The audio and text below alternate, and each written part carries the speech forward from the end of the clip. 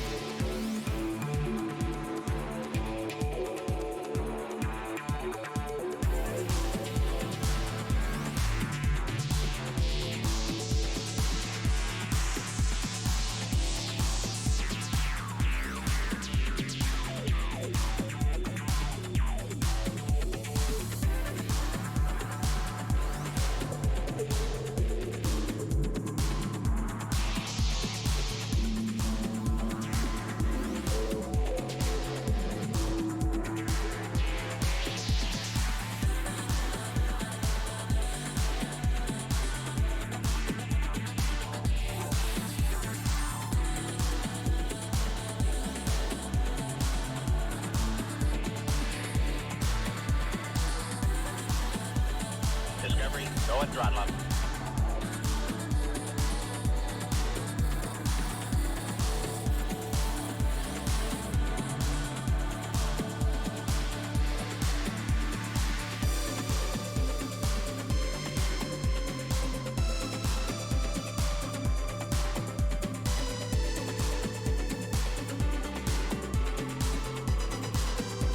Discovery, go and throttle up.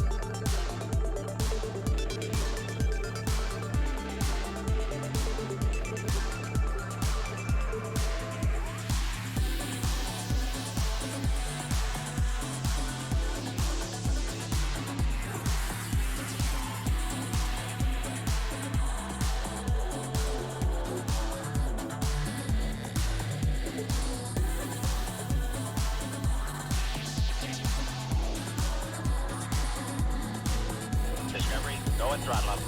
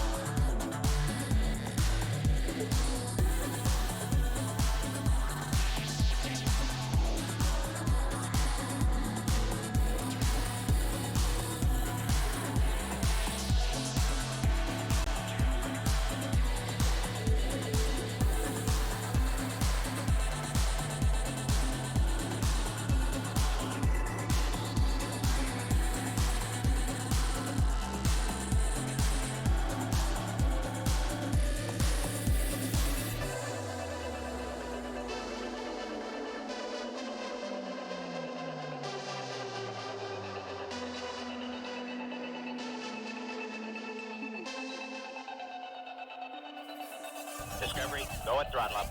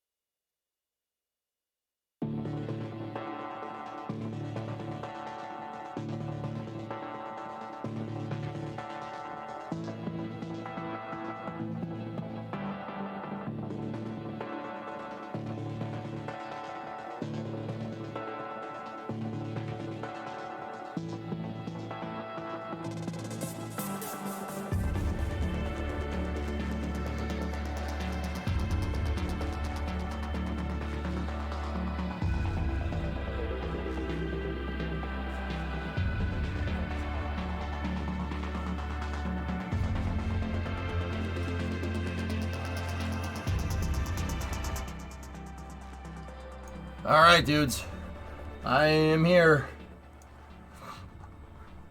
How is your Tuesday going?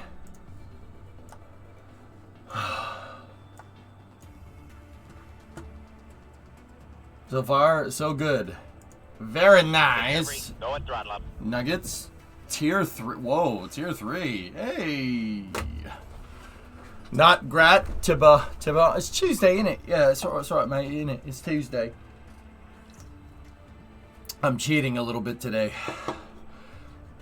So, turns out I had a doctor's appointment this morning, and I was up a little late last night, meal prepping amongst other things.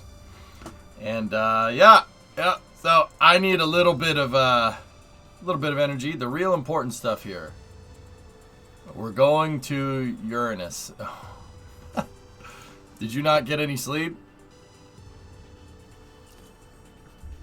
Yep, forgot I had a doctor's appointment this morning, so ended up getting no amount of sleep. Yeah. Anyway, Stuart, how you doing? Short line. What are we thinking for trade studies? Well, I messed with the shuttle last time, so we'll see what else we need here. We'll see what else is happening today. Let me load up KSP and we'll go from there. So Tori once again proving he's a bit of a memer. Okay.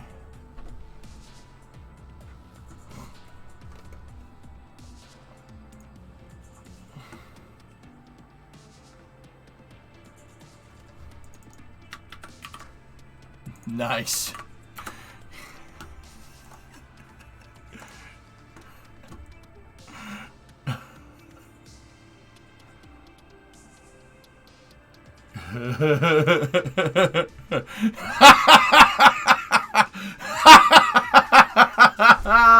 Absolutely, very based, very based, very based, very based.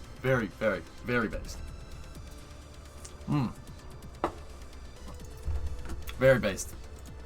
Yep. Facts being spit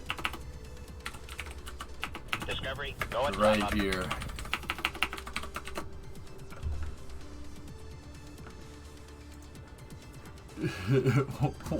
What a legend, man.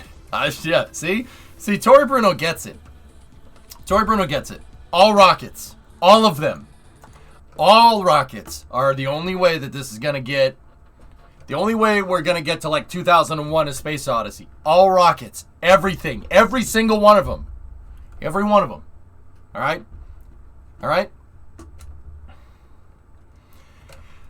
Mark asked Brownlee just did a review on the new electric F100. Yeah, I know. He likes it. It's funny because he doesn't know what half of the steel things do on it, but also, yeah, I watched it. Good. I'm glad. Hopefully that gets that F100 more traction. See what I did there? I never want to hear you say that houses in Boston are expensive ever.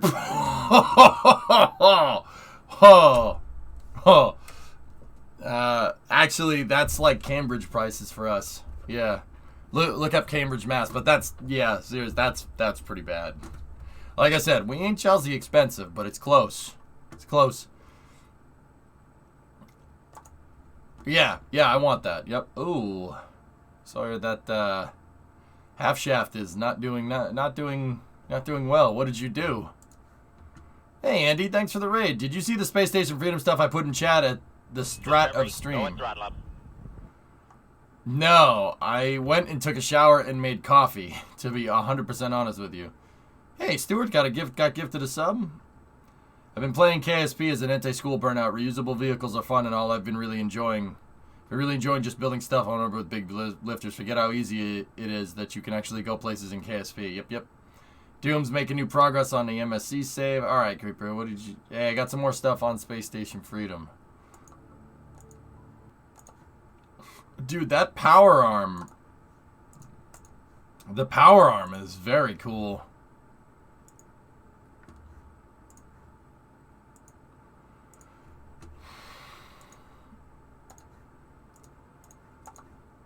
Yeah, those are really... The dual keel space station was the coolest one. I never really realized, Creeper, why those dual keels were there. They're there to build spacecraft. That's why it's there. It's a staging bay for building spacecraft. That's why they built that way.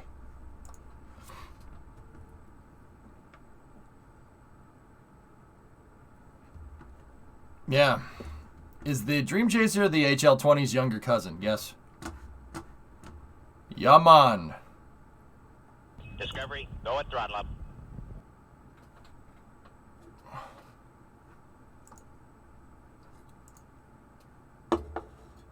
How's it going? It's going good. Novus, you want to see a meme? Look at this meme.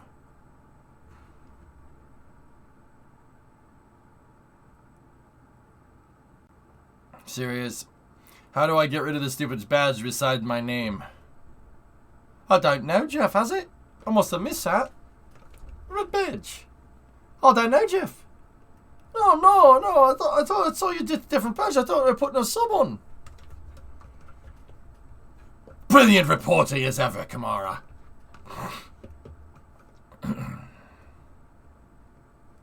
I don't know, Jeff, has it? I must have missed that. Red card. Novus, Novus, you like this meme? Look who posted it.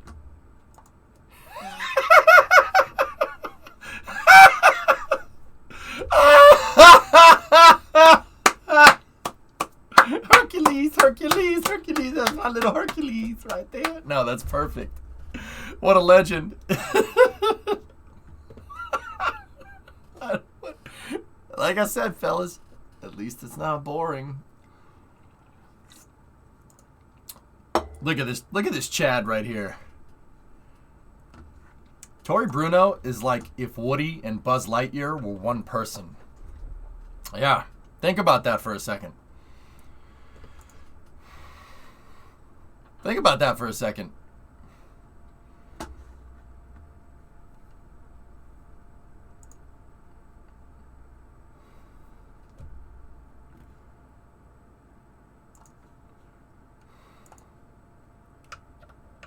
Nice, Thomas. Yeah, there you go. Light buzzwood. Yeah.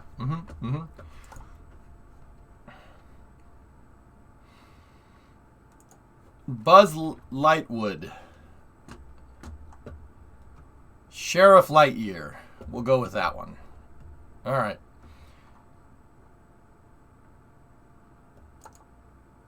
There's also this one. That is a good one. Who's that guy up in the top left? Huh. Who is that king guy? Discovery, go at throttle up. Anyway, Light Fuzz. Dougie! 22-month resub. I wouldn't want Woody anywhere near a rocket. Have you seen how many transport systems he's crashed, broken, or otherwise had problems with? He's a cowboy. Made it work. Way too dank. Graphics design is my passion. My drummer. Here come the fuzz. All right.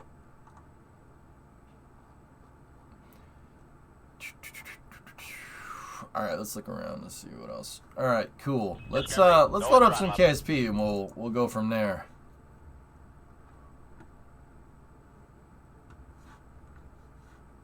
Tom Hanks is the transport curse. Yep. Last prod, what's up? In the replies acting, what's that? Rocket is rocket! Nice. Spotted in California. SLS bad. That's funny. How's the railroad looking? The railroad is looking good last time I used it, but usually EJ works in mysterious ways, but not today. Today he is 30 tons of HE spewing divine intervention. If God is love, then you will call me Cupid. What?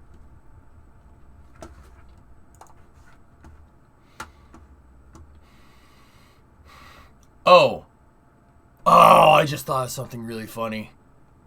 I shouldn't say it though, but it was pretty damn funny.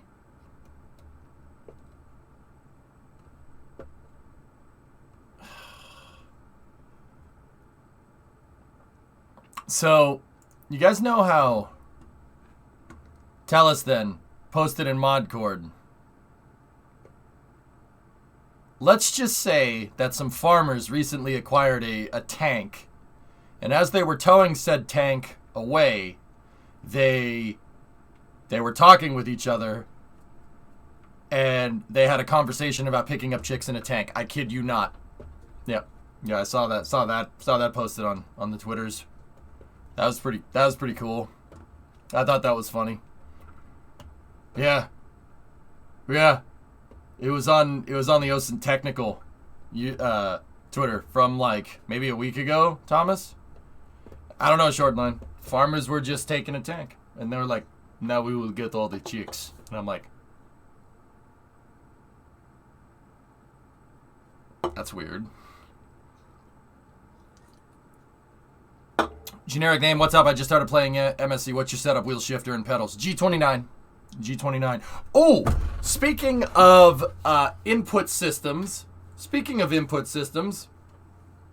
Girls like tanks. You can pick up chicks in a tank. It's absolutely doable.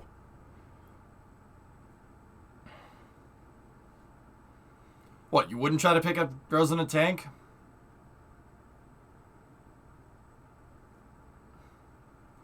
I'm more of a pick up chicks in a NASA crawler transporter, Geeson. I mean, I'd never catch them, but whatever. Like physically, I wouldn't be able to catch up. Like the thing goes too slow.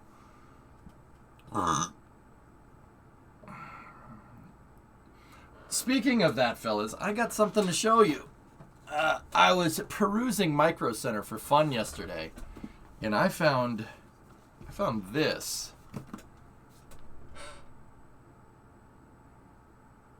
Huh.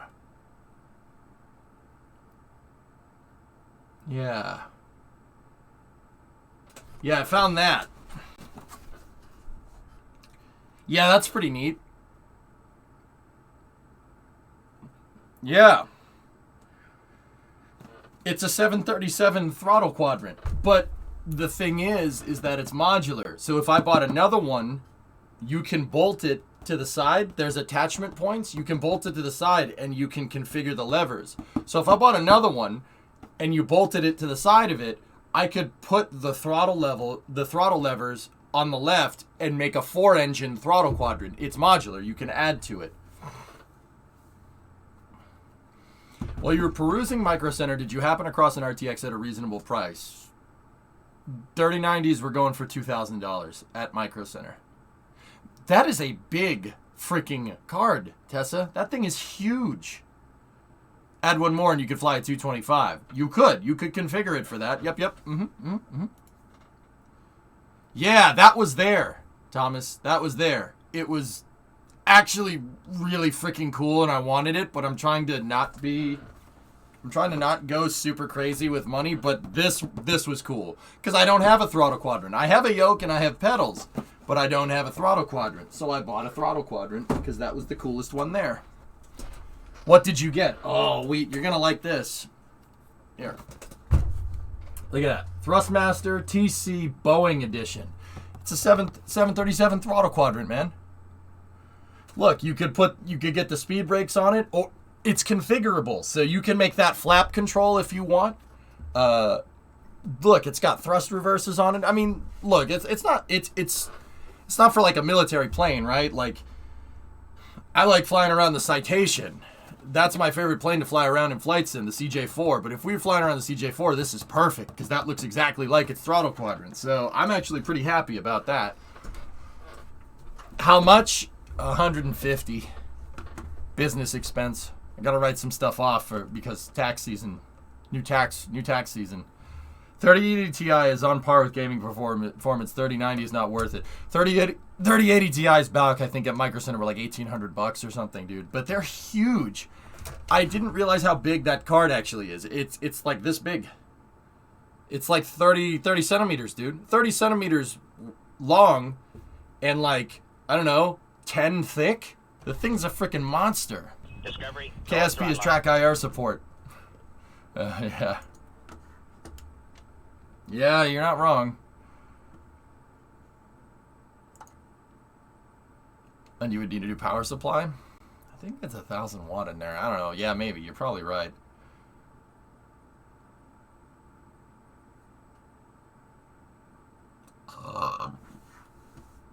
I can't afford it, Tessa. Not when I'm looking for a house. But what's track IR? It's a thing that you wear on your head, and if you turn your head, it looks around in game. So, like, if you're in first-person view in Kerbal, you'll look around. Yeah, track IR is cool. I have one.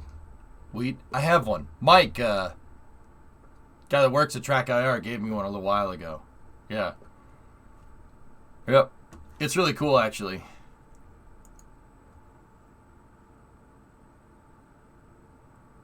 Where did all your visitors from Mission Control go? They're out working on rockets, man.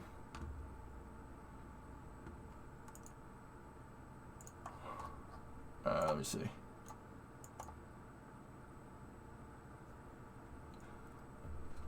Novus, you know what? Let me just check that thing right now. Hold on. I haven't had a chance to. I was super busy this weekend because Easter weekend. Hey, Easter weekend.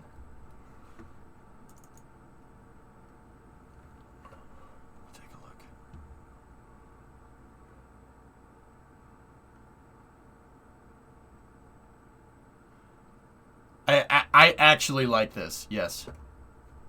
Yep. Yes, I actually like this a lot. Yep. We should keep going with that, and then we should show chat. Yep. Yeah, you should keep doing that. How was your weekend? It was fine. Great Easter. Ate a lot of food, as is tradition. The farmers brought a 66-ton motivational device. That's right. You don't have to wear it. You can attach it to your headset since you always wear that. Yep, yep.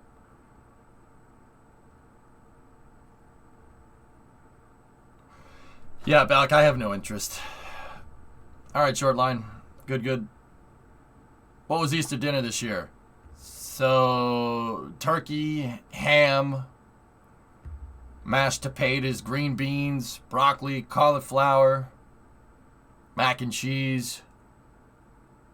Yeah. Nice party. It was good. SLS or direct in Jupiter? Aries 5.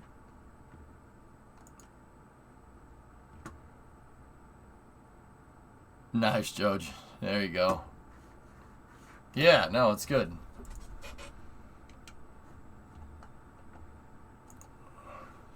Aries gang.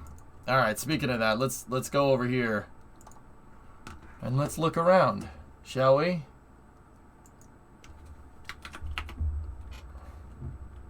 Aries 1 is better than Aries 5. What?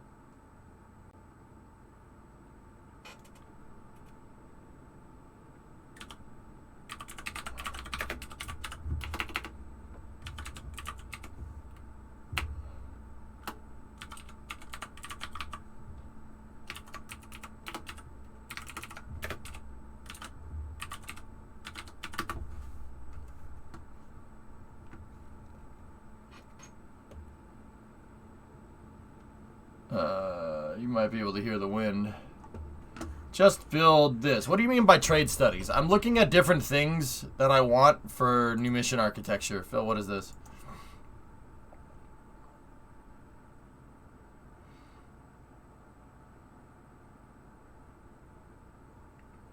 Ah, HLS. Yeah.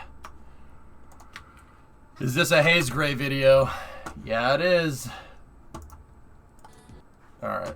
What's Haze up to here?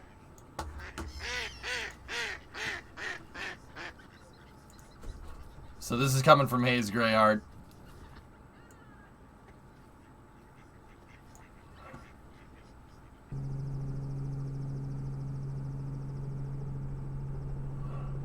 Whack. See last, please. Also, update on MSC. It's evil, infuriatingly fun to play, and addicting. Started brewing kill you. Yep. Ducks. Duck roll.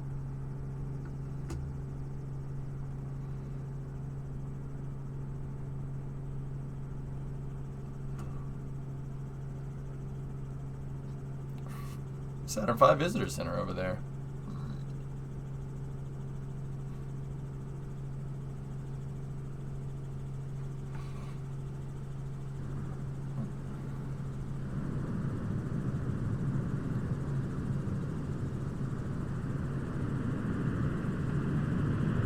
Yeah, those boosters on the side, those clustered boosters on the side, too close together to be solid rocket boosters. Only Imperial Stormtroopers are that accurate. Yep, that's what I thought those were.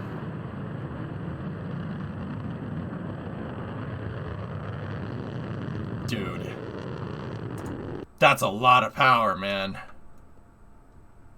That is a lot of power. How many Zenit boosters is that? Those are Buran Energia boosters, guys. Those are Zenits. Oh, man. A Ukrainian booster, might I add.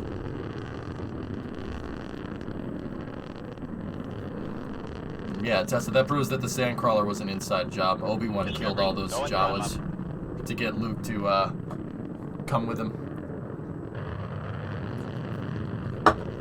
The Jawa massacre was an inside job. Yeah, that's a lot of power. My name Jeff. My name is Jeff. Jeff. Dead Crew, 19-month resub. Jeff with the 53 in Militime, 33 months. What's in the center core, though? Holy moly, that is a lot of power. So those are RD-170s. Each one of those things is, okay, fellas, you want to know power here? Each one of those RD-170s, think of it like a Saturn F1 engine. So this has 1, 2, 3, 4, 5, 6, 7, 8 F1 engines in the first stage, but they're in booster form. That's the power that we're talking about here.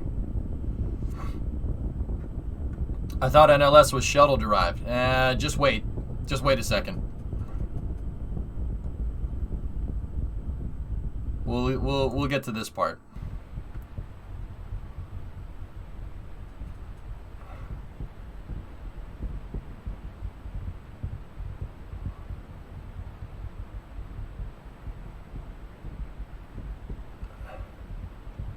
Just wait.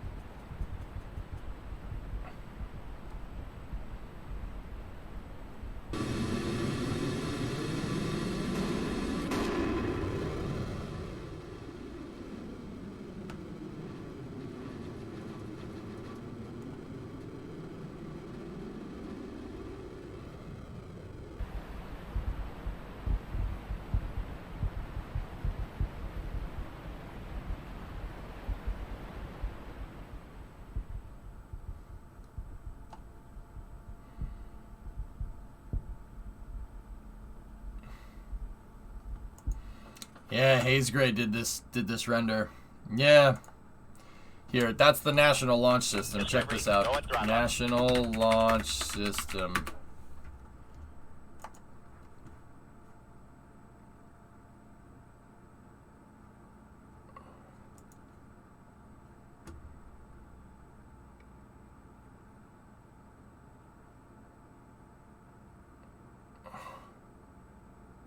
Pipe! What's up, man? 48-month resub. would you do something like this? That's ETS. If we ever made a Saturn 1B, if we ever made something like a Saturn 1B,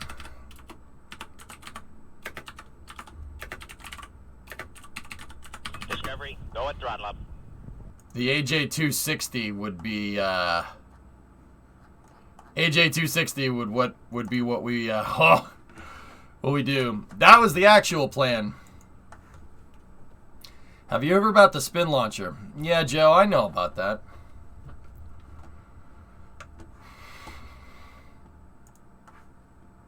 Yeah. Yeah, that face one, that's half of the booster. Yep. Goalie, 32 months.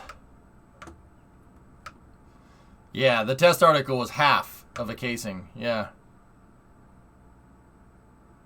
260-inch diameter motor. They were going to replace the Saturn 1's first stage with that to alleviate costs. Discovery, go at throttle up. Wait, gifted 6 subs. Or no, gifted 6 months of tier 1 to Jax. Okay. Okay. Jeez, man. Yeah, this is a good idea. This is cool. I guess Wheatley likes you, Jax.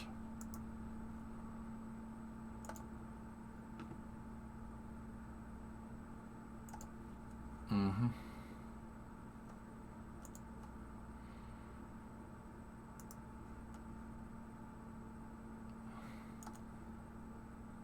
Yeah, NLS is good, but honestly,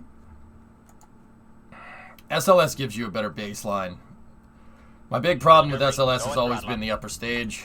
They should have. They needed to make this one out of the box, but hey, it is what it is. We've discussed that a bajillion freaking times. Discovery, go at throttle up. Pembo gifted 2 subs. Cool. Yeah, see, this is money right here. The core stage. Yeah. Yeah, bud.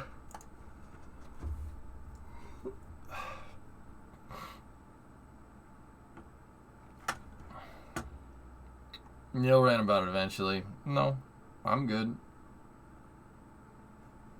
So you're saying we need a 5-segment version? Yeah. Yep. Yeah, she would have been a pretty beast rocket.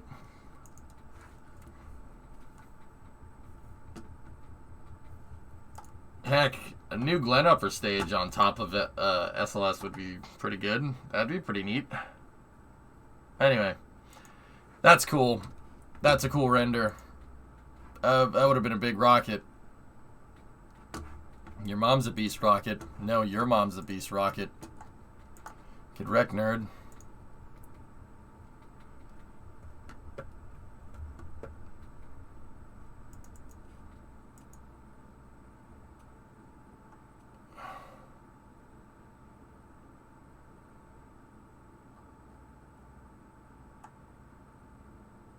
All right.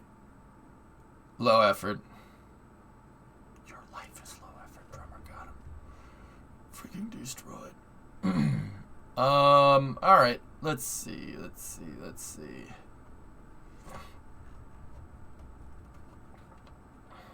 Red Bull took the RB7 around the Miami racetrack. Just on a side note. Discovery, But go at throttle yeah, up. we got to get into Kerbals. No, Grab Shark, it wasn't. That message wasn't for you. Just stay away from her. She's not for you. Hey, Furs. Tier 2, 65-month resub. Thanks, man.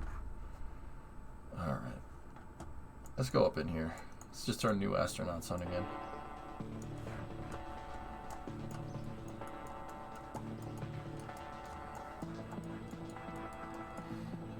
Alright, so when we were here last, on Saturday... When we were here on Saturday, man, I'm tired, man. I gotta what is this game? I don't know. New game to me. Who dis?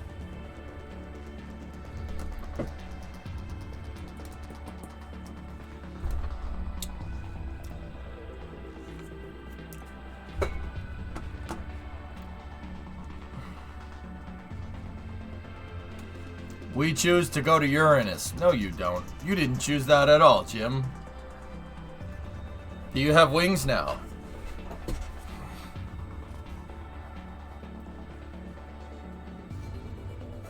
Yes.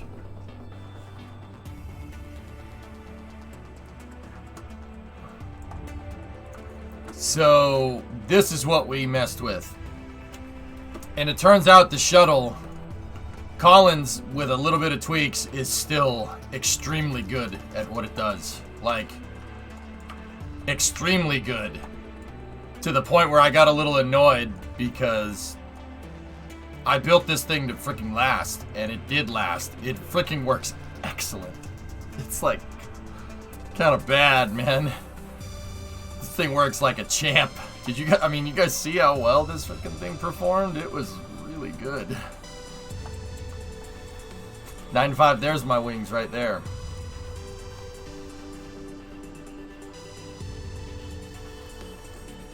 Can we put the shuttle on top and make it land vertically? Nah. I have to go, I'll be back later. Alright, creep.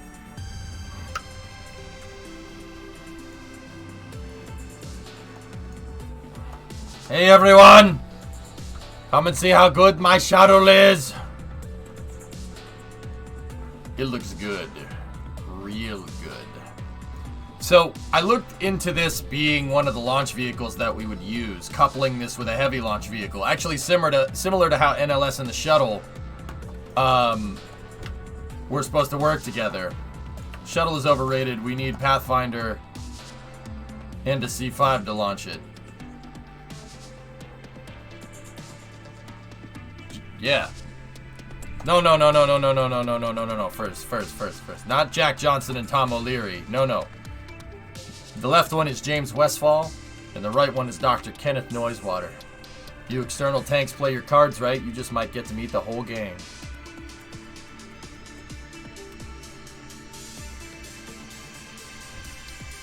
Let's go. No, the shuttle is the octagon. Shuttle. I call it the octagon. But I also nickname my boosters. My left one is James Westfall. My right one is Dr. Kenneth Noisewater. You external tanks play your cards right, you just might get to meet the whole gang.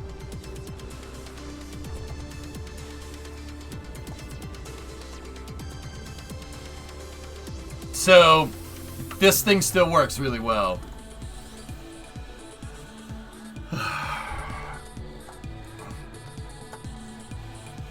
Yeah, at first, I mean, that really got out of hand.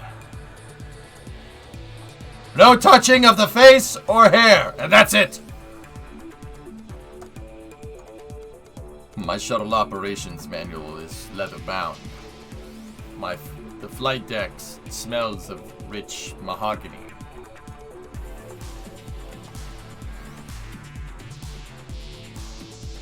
Rick, where'd you get an explosive bolt? I don't know. What upgrades would you do to it? The shuttle doesn't need much. Jax, the only modifications that we need to make would be to be able to put it onto a pad. Still haven't figured that one out. That's kind of the technical part that's really limiting me. Shuttle works fantastic. Collins and Condor are your best vehicles. This one was good, man. It's a beast. Really shows how good the shuttle actually is. Especially with the payload bay. Yeah. It's pretty good. Anyway.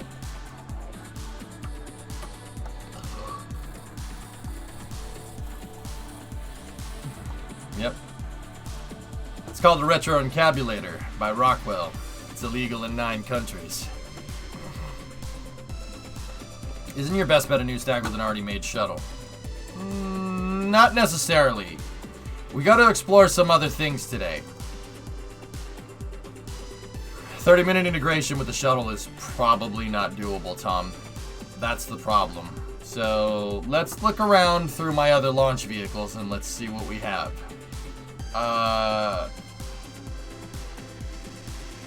Let's go back in here. Let's check this one out. What is this? Oh, yeah.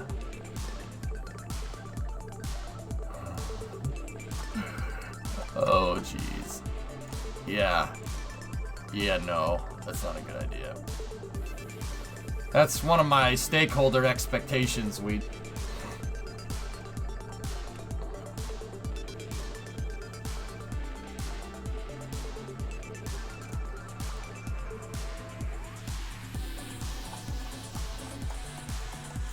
If we were gonna design something like the shuttle, this is what would go with it. Wrong. The best vehicle EJ made in Kerbal was Fred. I'm a man. My name's Fred.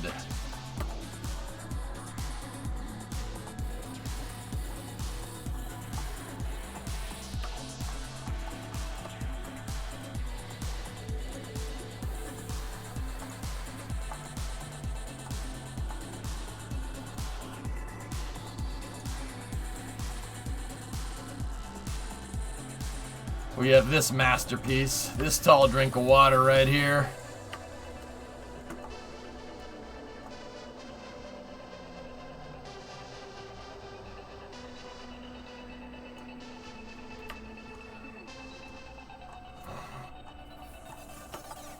Honestly, I think SRB should be avoided at all costs simply due to integration complexities. Well, you know what, Hellfish? I'm really glad that Chad isn't making the decisions for engineering.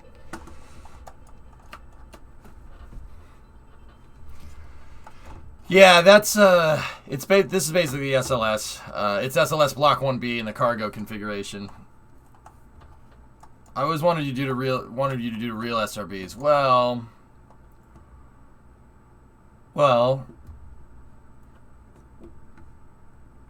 let's see. That's what I would have go with the shuttle. Because with the stakeholder expectations for what I'm trying to do, I want I blank because the music stops. There we go.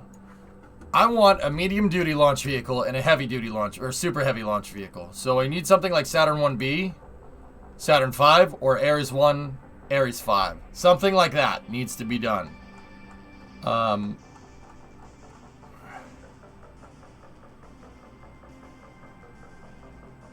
What's this one?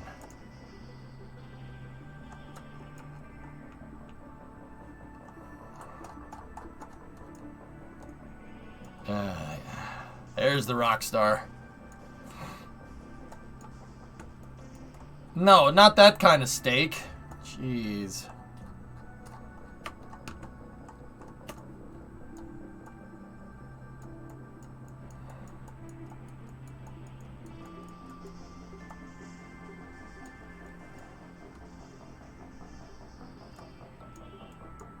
$95. Hey, Oki, what's going on?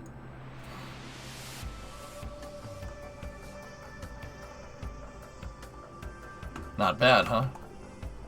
It's a pretty good launch vehicle.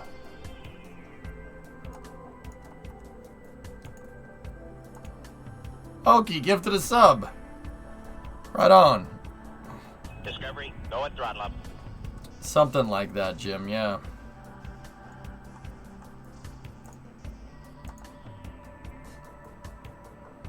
Oh yeah, there's the good one. Yes. Oki gifted a sub to Laserman. What is Project Clippy? I don't know. I do, Chase Speed, yeah.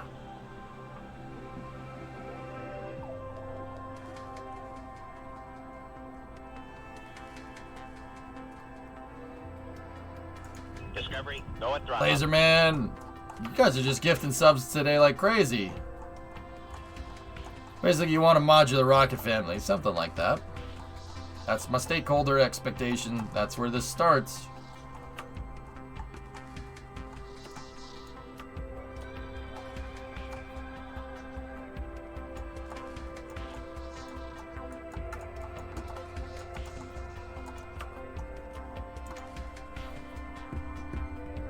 Condor test flight? Oh. Discovery, go at throttle up. Xerax 14137.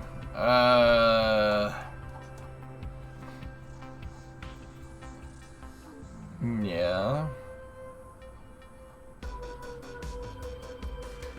Well, I was gonna get into some other stuff here. Like Jebstone 3 M2. Yikes.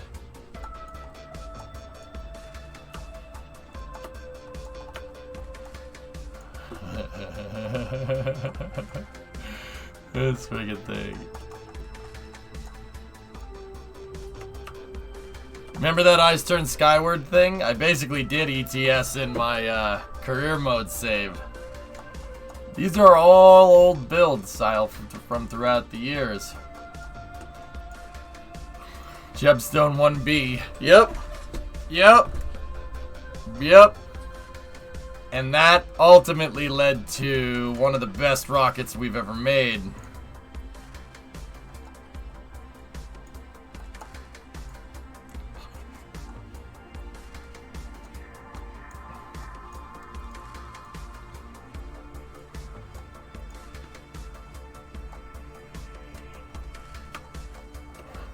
Yeah, man.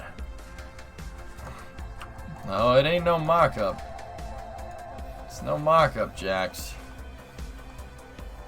This is one of the workhorse boosters from my career mode save through 2020. Yeah. It's a 4-segment. 4-segment Ares. It's Jebstone. What do the wings do? I will show you.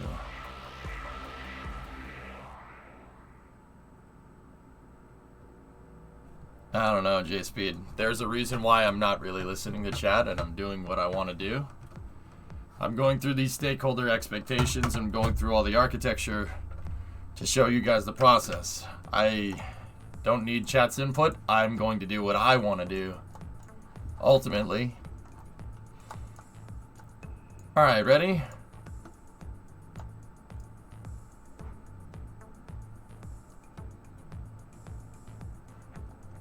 Watch this. T-minus 10, 9, 8, 7, 6, 5, 4, 3, 2, 1. Oh yeah. Oh yeah.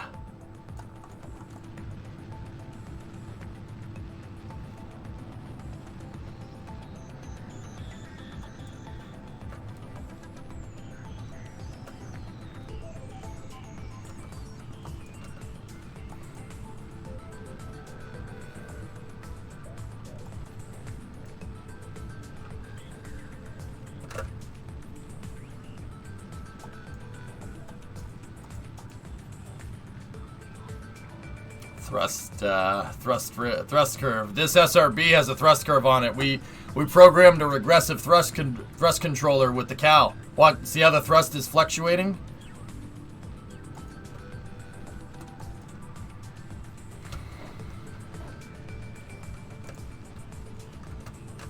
Isn't that sick?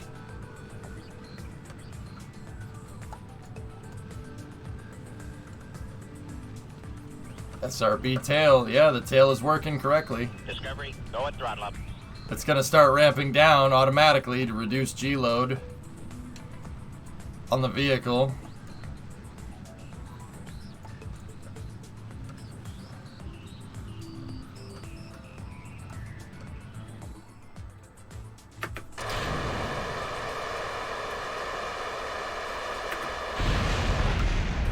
Well, that didn't work.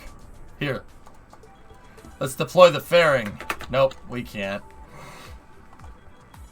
Well, the first stage worked great, but I think Stedler's going to be pissed. Stedler's going to be a little mad. 5 more minutes of this, I'm going to get mad. It's not my fault this is happening. I think it broke. Nah. We've had an anomaly. We have to secure the area?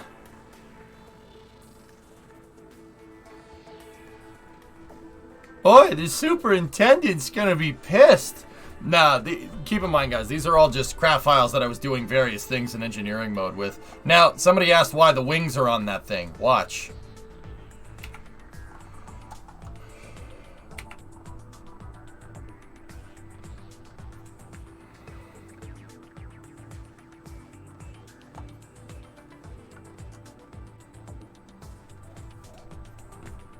Yeah, that's why people asked about the wings, so I showed them the wings. Discovery, go and throttle up. Wait, gifted a sub to Lave 2009. We've had an anomaly. We have to secure the area? No. Not lock the doors. That's something different. Here, while that thing's coasting, let me show you what we're talking about.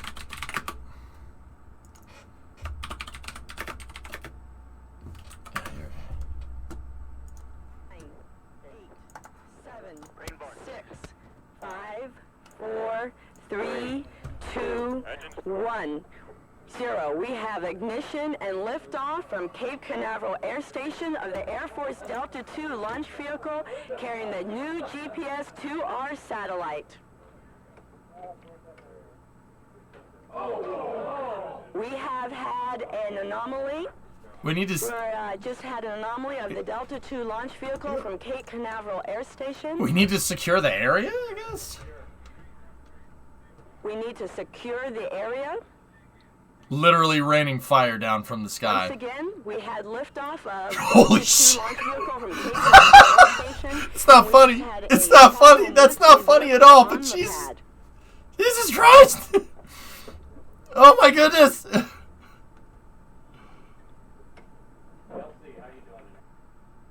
How you doing today at the end? We've had an anomaly? We need to secure the area? Anyone die? Nope.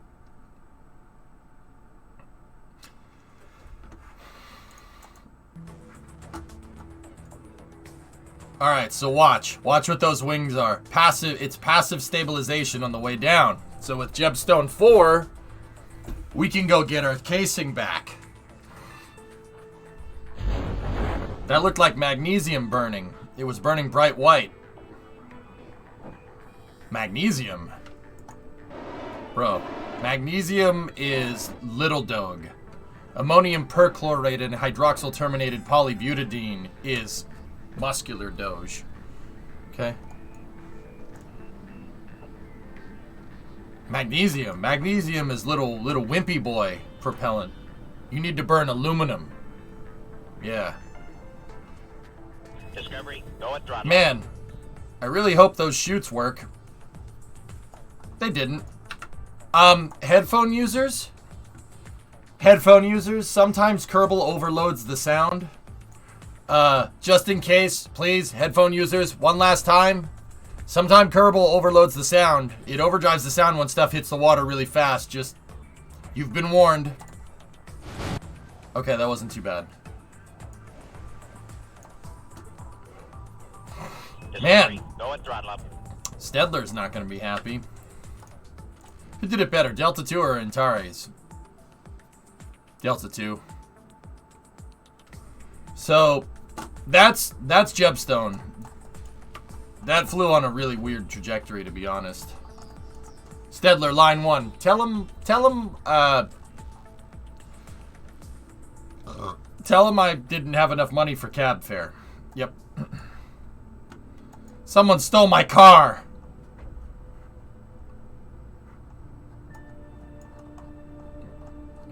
Yeah, yes, this is Jim from Stedler Corp. Can I speak to the EJSA head? No, this is Steve from Speedy Papagino's. Your pizza's 45 minutes late. The next 2 pizzas will be free. Okay, bye.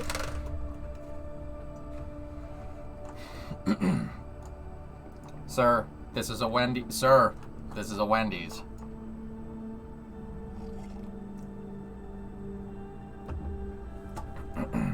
Anyway, so that's Gemstone 4. Gemstone 4 was designed to work with Gemstone 5. Gemstone 5...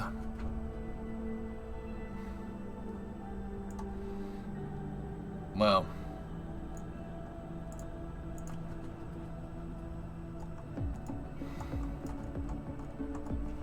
Gemstone 5.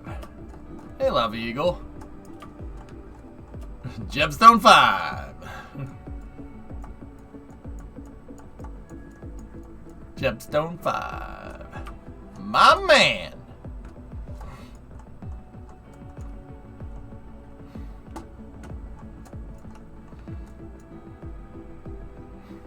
Looking good. My man.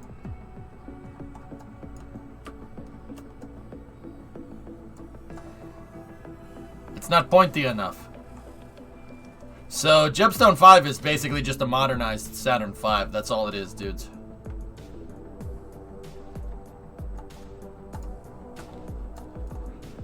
And the first stage does come back down and do the parachute thing, but it's super unrealistic because it's way too heavy. Don't you have a wing version of the first stage of Gemstone 5? Well, it's funny you should mention that. That's Gemstone 6.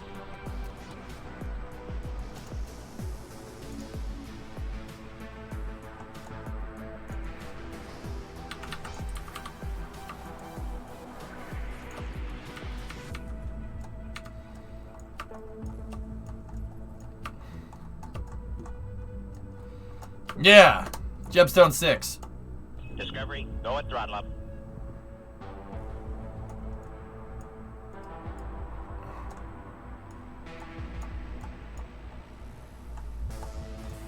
Everyone loves Gemstone 6.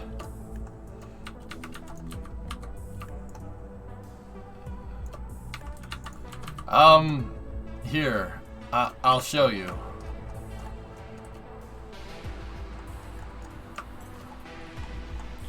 Did they, though?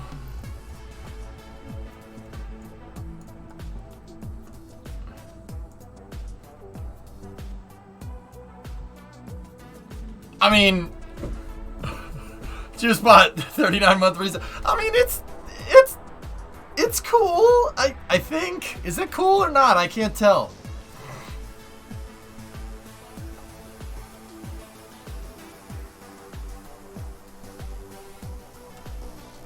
Does the tail not get blasted by the engines? No.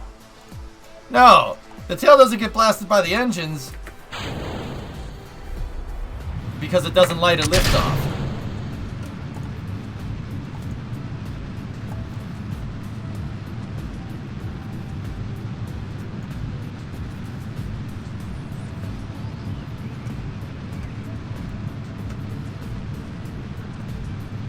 Yeah.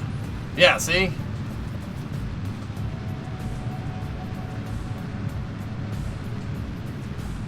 Yeah, Gemstone. Yeah, Gemstone 6.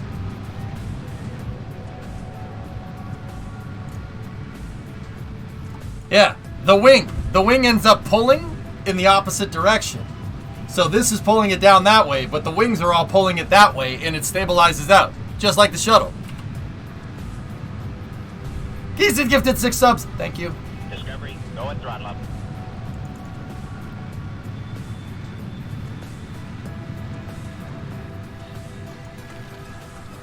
Does anyone know the background music? I don't, Jack, unfortunately. I'm just linking it in chat for you.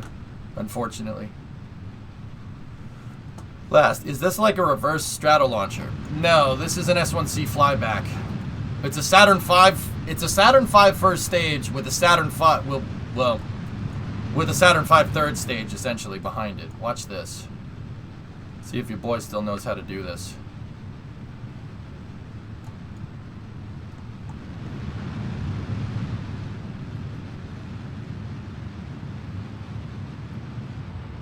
Throttling back to reduce G-load on the vehicle. It's a Saturn V shuttle. Kind of.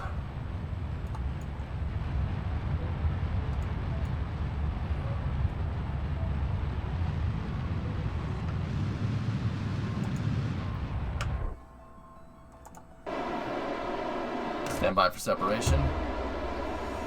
Nope, nope, nope.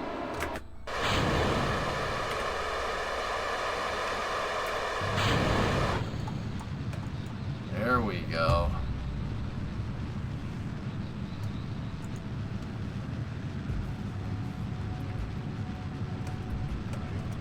Pop that ferry. Doesn't work. Doesn't matter. Something exploded over here. Also doesn't matter. Discovery, go and throttle up.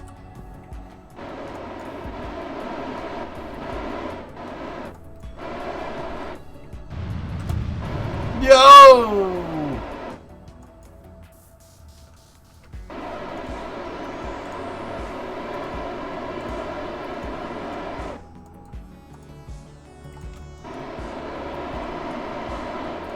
Max, 67-month resub.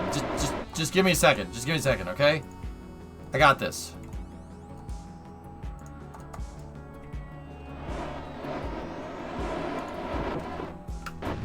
There we go.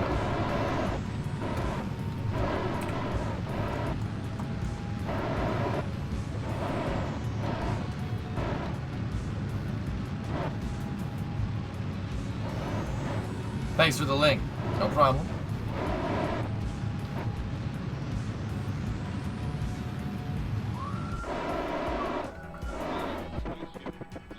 Yeah, that's probably not enough, but, you know, it's good. Sure.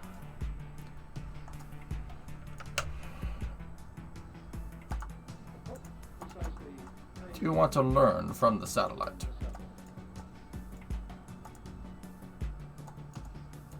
So this is another design that I have. It could work.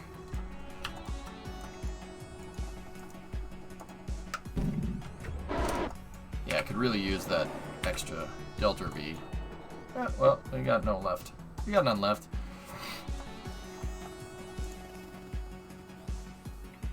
This is fine. Yeah, it's not. We don't really have a lot of cross range. I burned a little too long. But yeah, the second stage would circularize up like Condor and this thing would come back down.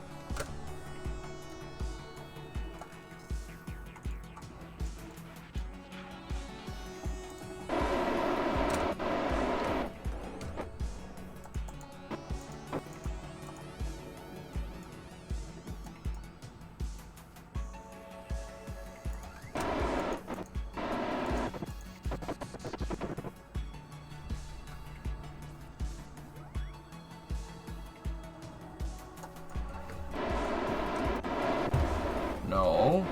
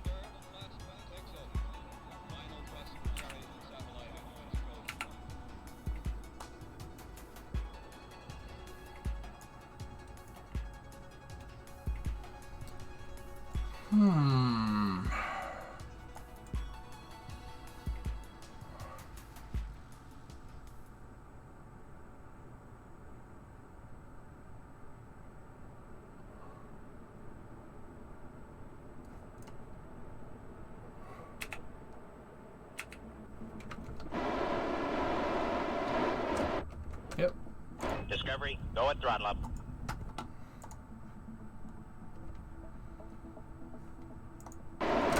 Yeah, it seems like different versions of KSP have made some of my stuff break. I'm surprised the shuttle still actually worked. This used to just make it back to the runway. It doesn't really do that anymore from what I can tell here. That's fine. That's okay. Just, you know.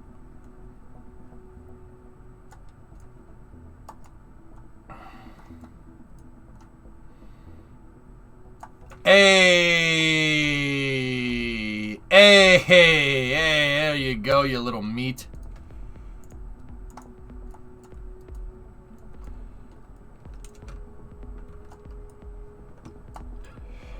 Yeah. Yeah, see?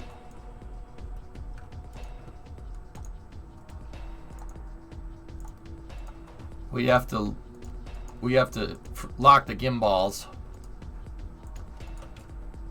Yeah, see? See? Look, isn't this nice?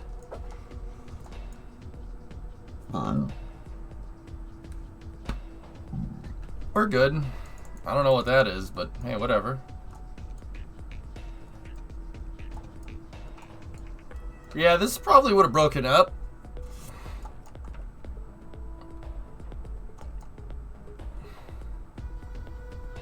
Hey, get your mind out of your gutters, balls. This is fine.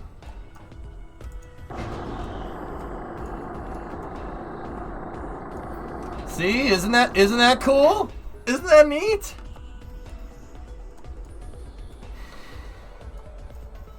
Man, we're going fast, huh?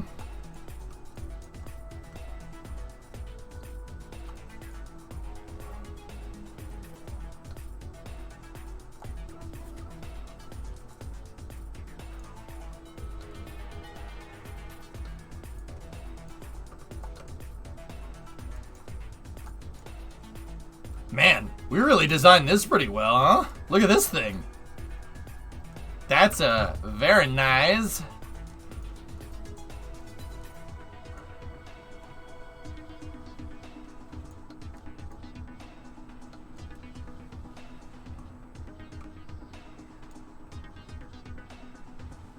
We're putting it down in the Hudson. And pull the speed brake. Boom, baby. Hey, all right. Ah, wait, it's good, man.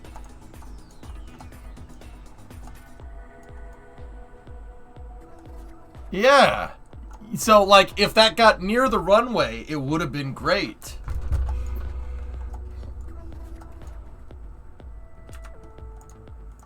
Yeah. So that's Jebstone 6. Now you gotta fish her out. We'd have to make a recovery ship. But yeah, I think my Jebstone upper stage fairing is no good. Oh, by the way, that was carrying 36 tons of payload. Yeah. Jebstone 6 is a good vehicle. It's an S4B with an S1C. So it's a Saturn V third stage riding on top of a Saturn V first stage. And I know what you're going to ask. Where's the second stage? Well, we don't have one because we opted for first stage reuse instead. That was the idea. Serious question. How would the crew escape if the shuttle landed in the water? Well, first of all, they'd bail out before they even got near the water. They'd go out the side hatch. Second of all, if they did actually hit the water, the top glass pops out.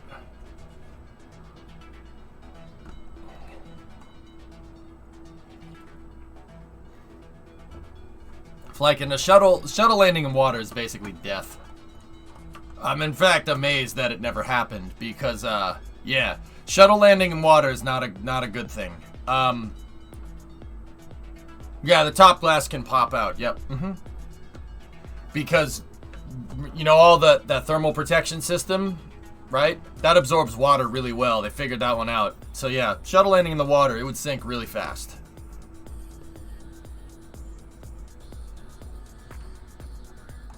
Yeah, so the procedure was just make it into space. Yeah, that was the procedure.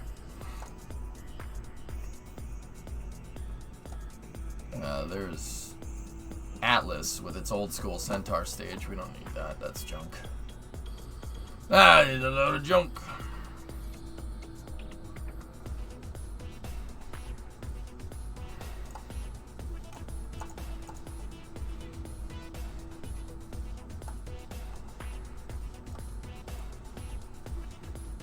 Plan B was to go with Plan A. Precisely. So that's Vulcan right there. That could work.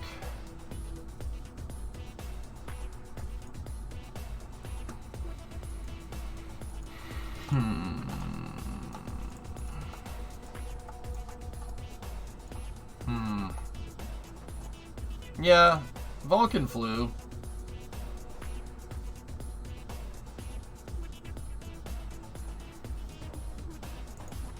And then there's Triton. It had smart reuse into it. Yeah, there's Triton, but Triton might be a little too much for what we're looking for.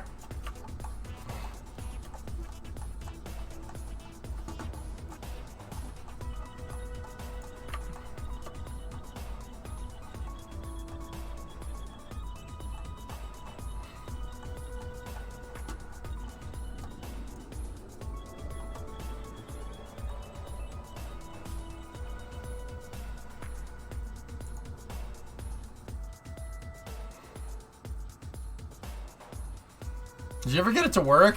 I don't remember. I don't remember.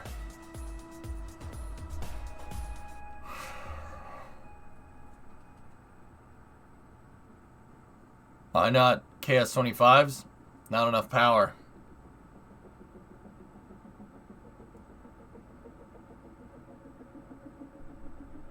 Or no, Jackery, not yet.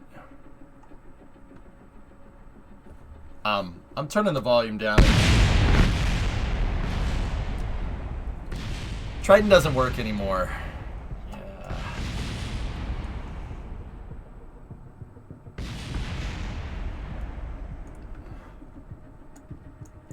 Yeah, that. Yeah, let's not. Second thought, let's not use Triton. 'Tis a silly rocket. I think the shuttle would have lose pretty much 3 engine before SRB burnout. Anything if it loses any engines before the SRB's burnout, Elios, that's basically game over. Anything happens with the SRBs, you're screwed. You're screwed. Really don't. I'm sure you know. We learned from experience why you're screwed. Yeah, not cool. Yeah. Shame. The shuttle had promise. They really needed to dial those SRBs in, but they never got it dialed in. Never, so that's the end of that, you know. Anything after the abort window, though, like after the SRBs flame out, you have a bunch of different abort contingencies, you know. There's return to launch site, which is death. There's abort to orbit, which is safe but close to death. And then there's TAL crossings. TAL crossings actually come before ATO. Transatlantic aborts. Those are... You'll probably be okay, but the shuttle won't fly very well with payload in the payload bay. It's only designed for certain down mass capability. So it would most likely not land correctly. Yeah. You got any starships? Yep.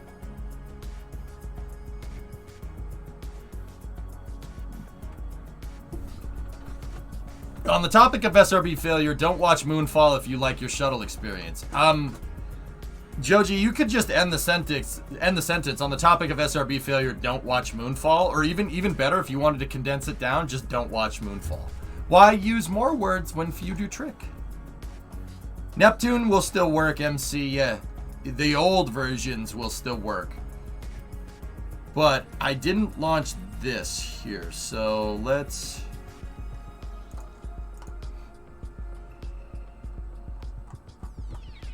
Oh.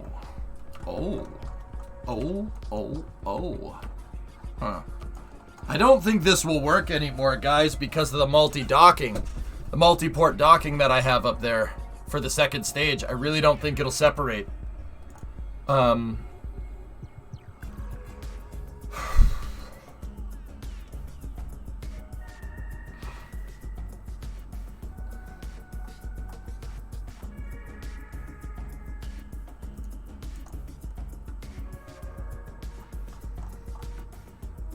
All right.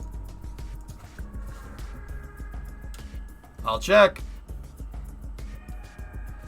So what I'm doing right now, guys, is I'm going through launch vehicles. I'm seeing what ideas I want, what ideas I like, what ideas I don't like.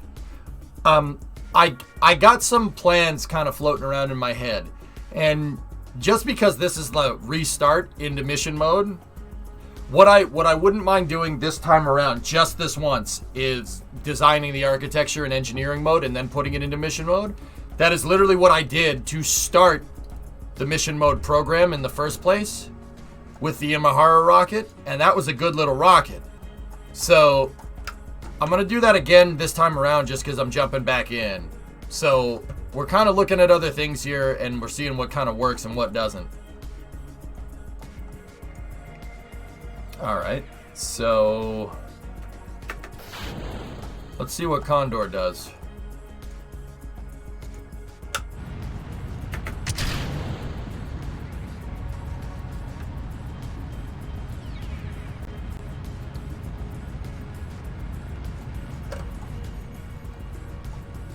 vehicle's pitching downrange. So this is my Falcon 9 alike model. Condor, Falcon, they're both birds. We're not going for a fresh start. We're continuing the same program. I'm just, yeah, yeah.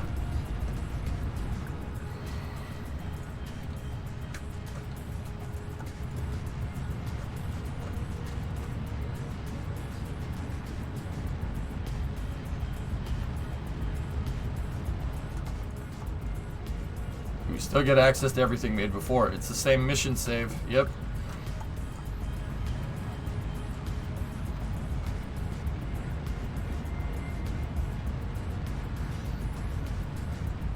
Vehicle's now supersonic.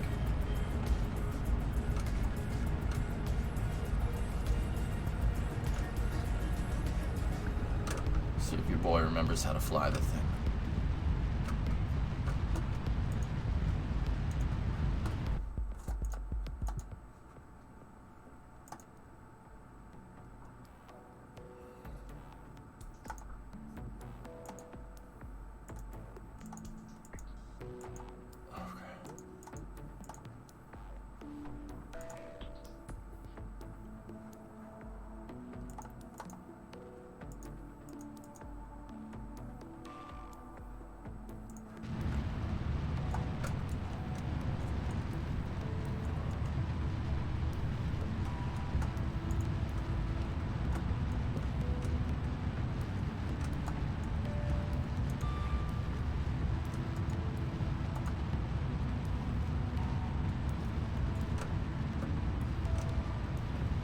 Stand by. I think it's AG 4, 5. Hey, it worked.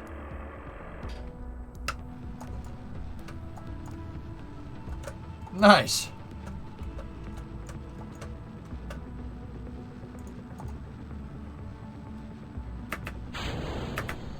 Pairing separation confirmed. All right, now let's go over here. 7.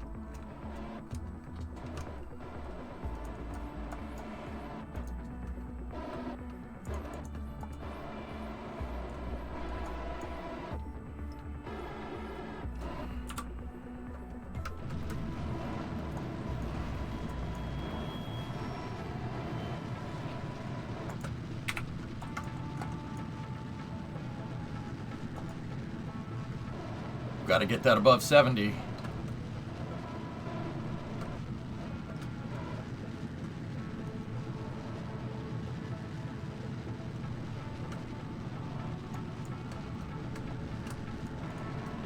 First stage is boosting back.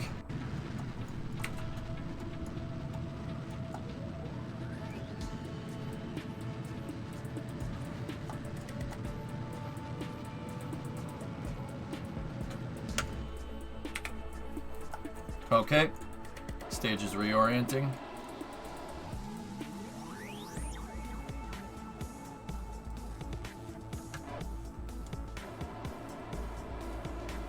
First stage reorientation complete, switching back to the second stage. Hey, Julie, yeah. Do you have flight plans for your rockets? Oh, yeah.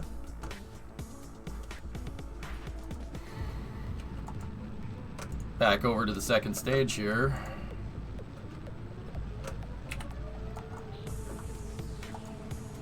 Established AP at 90. Very nice. Just keep an eye on that first stage. So, this is boost back. I can do stock boost back and landings, guys. Let's see how good your boy is still at getting it right. I used to be able to put Condor back on the pad that it took off from. Because what we were trying to do at the time, this was like 3 or 4 years ago, I was trying to see if, SpaceX wants to land stuff on the pad. Of course they want to land stuff on the pad. We'll see about that, right? And it turns out that, we tested it out in Kerbal and, there is merit to it. I wasn't sure how accurate SpaceX could get, but you can land stuff back on the pad. Key is to get your first stage over 70,000.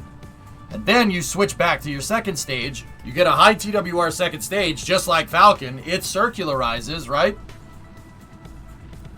For entertainment purposes, I won't circularize. Well, it doesn't matter. We're gonna. Well, no. Yeah, we don't want to. We don't want to do that because I can't revert. I don't want space junk up here in my engineering save. Let's just say that this thing has plenty of delta V left, and it could easily circularize right now. In MSC, I just got arrested on a manslaughter charge. Doom, you're never gonna make it to the rally race. This is what you do to me, man.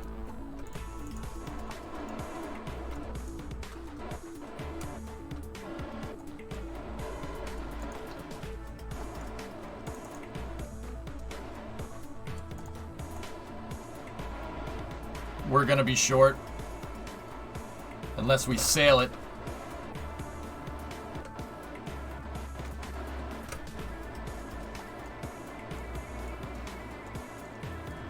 Yeah, we're gonna land like in the water. Can already tell by the trajectory. Let's see if I can still do this.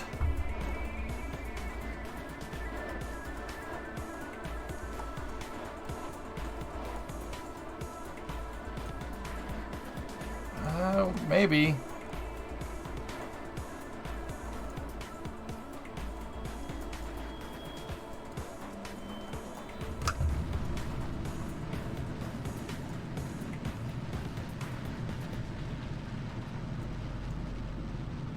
Vehicles transonic. Condor never did supersonic retro propulsion. A lot, Red, but you got to remember that in real life it's a little bit more difficult than in KSP, but yeah, it's possible.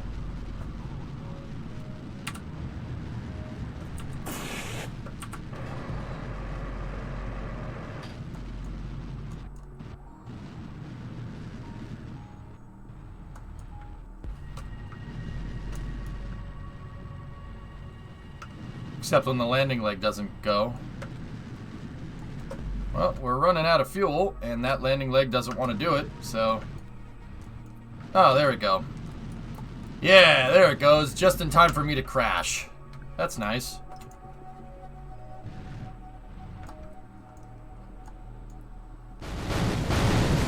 Yep. Jason 3, Jason 3. Yeah, I used to be able to put that thing back on the pad every time. Like, every time. I could land it on that hexagonal tile every time. Now, Condor is good, but we could make improvements to that design. Big improvements. And I could design a much, much simpler pad for it than what we had last time. Last time, I was very insistent to learn as much as I could about making launch pads that I constructed the entirety of Launchpad 39A. With removable strongback and integration hanger. That, you know, it was a good learning experience. It was a good learning experience. And I did it without robotics, might I add. Yeah, no robotics. Yeah. Building my own mechanical parts. Yeah, yeah.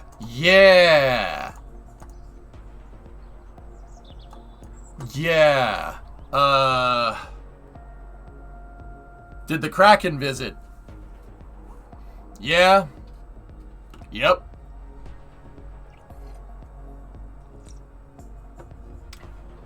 Yeah. Yeah, the Kraken did visit. So I'll show that for the people that want to see it, but I don't feel like lagging up a storm and wasting your time. So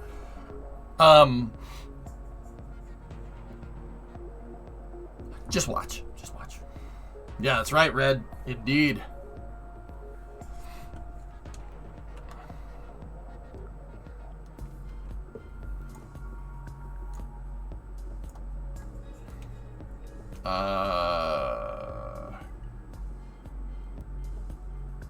Derek! Anyway,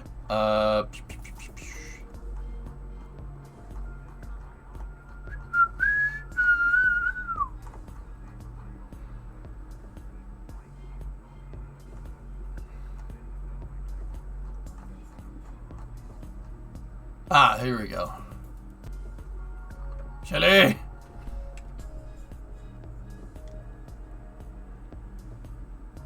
I don't think you have enough crap files. Yeah, me neither. Discovery, go at throttle up. Drill Bucket is doing drill bucket things again. Pretty sure this wasn't here yesterday. Yeah, he does that. It's fair. More hot pockets. Yep. Yeah. I did land 2 condors at the same time, Chief. Yeah, no, we did that. I got it working. Yeah, it even has the fixed service structure up there with a crew access arm. See it up there?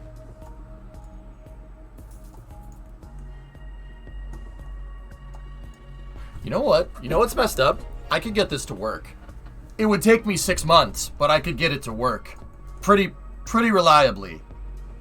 But it would take me 6 months, and I don't want to do that. 1,800 parts.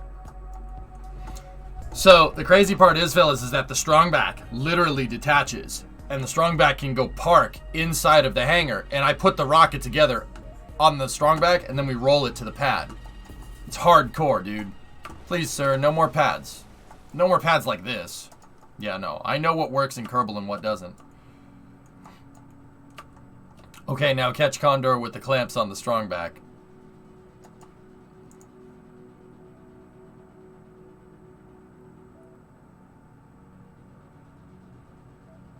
Yeah, Ska, I would want to, but I also don't. You know what I'd do with $1 million? I'd launch 2 Condors at the same time, man. Yeah, damn straight, I always wanted to do that. I figure I could hook that up.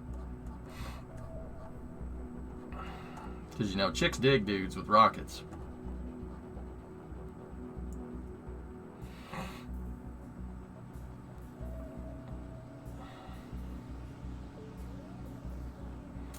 I mean, Ian, there was this that we made a little while back.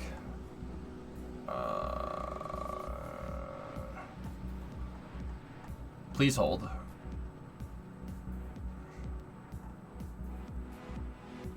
Where the heck is it? Discovery, go at throttle up. Maybe it's up here. We did this at...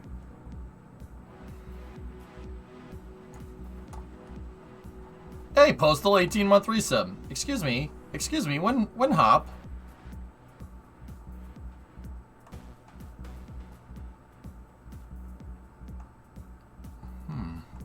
You got 5 days in jail? Have fun with that. Can't skip them either.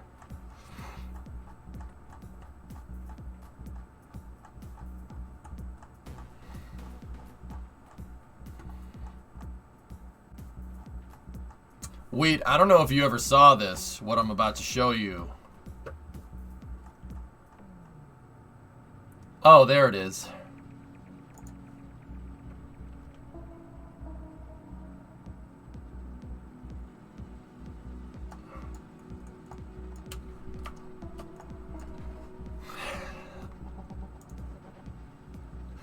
You know, I have the When Hop shirt on. I didn't want to wait to see if SpaceX could catch something with Mechazilla. So I put it in KSP. We engineered our own. Yeah. No, it's not a milk stool. That's the orbital launch tower. Yeah.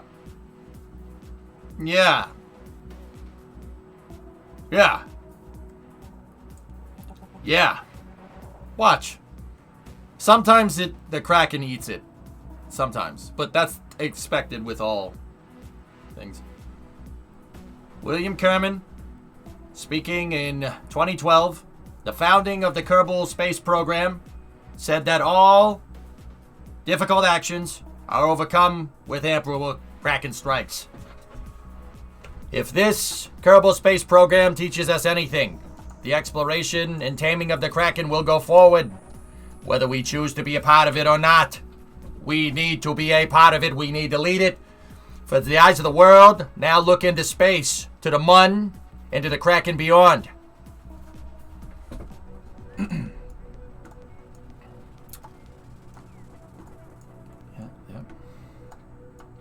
Oh, you should see the new Tuk Tuk. You should see the new one. You'd like the new one, Wheat. Trust me, you like the new one. All right.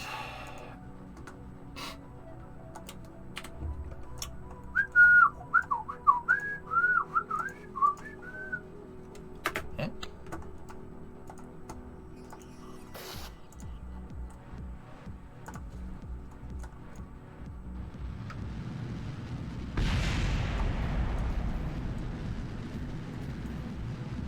Is this the broken craft file? Yes. Yes, it is. Yes, it is! Is that a raincoat? Hey, why do you have some Discovery, go at throttle up. claws attached to your launch tower? What are you, Starship? Got a chow or something? No, Elon. Is that a raincoat? Yes, it is!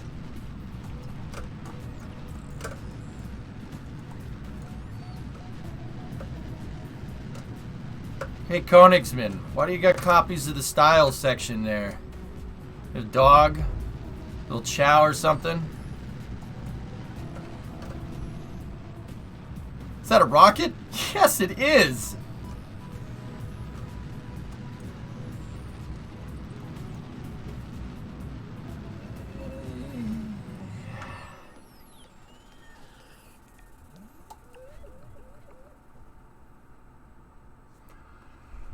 Hey, Paul! Yeah, yep. Yeah, we broke it.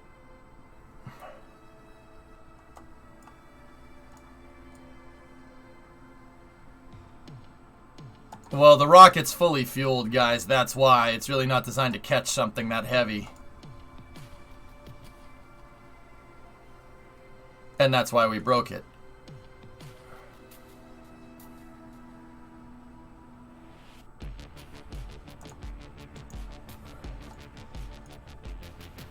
It's fine.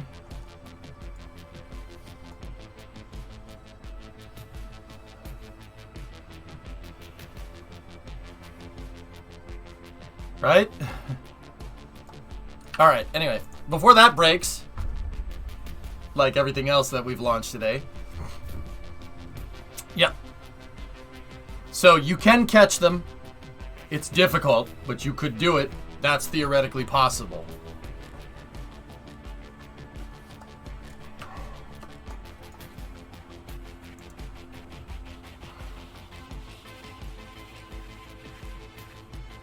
You know, precisely those damn linear bearings had to be made to make that work correctly.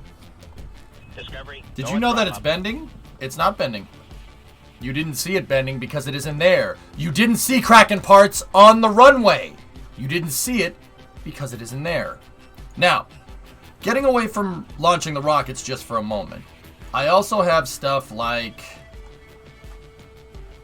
Please hold. Hey, Dama. Have you figured out how to export a KSP to an SDL and 3D print it? Just asking for a friend who wants to print a shuttle. No. No, I haven't.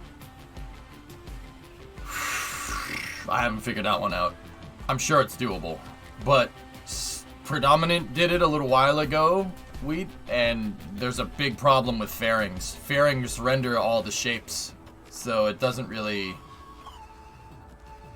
work too well. So I don't know if you've ever saw these, but we also have the Chunguska prototype. I saw the cranes down at Boca Chica building rockets, so I decided to make one myself.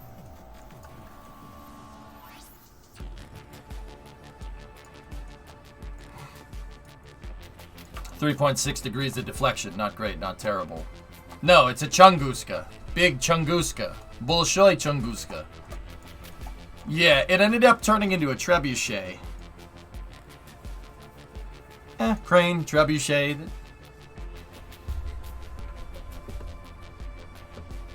Big Chungus. The trebuchets are cool. The technological endgame of medieval siege warfare, right? Now, point is that we can make cranes and stuff to launch things if we need to. What else? What else? What else? What else? What else? What else? What else? What else? We need to go to CR here.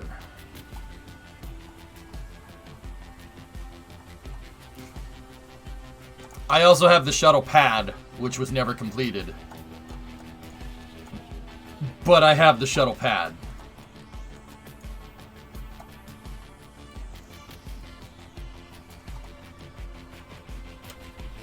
Yeah, it's Slick 6, Weed.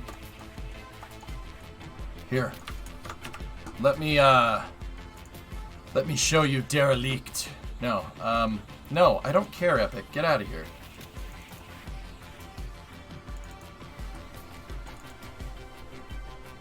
Weed? I don't think you were here when I started compiling this, but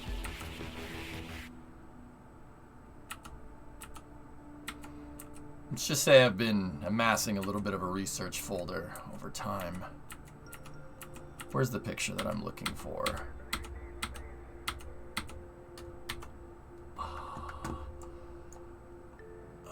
Discovery, go at throttle up. No, no, no, this is what the research is for. Hey, that's a nice picture.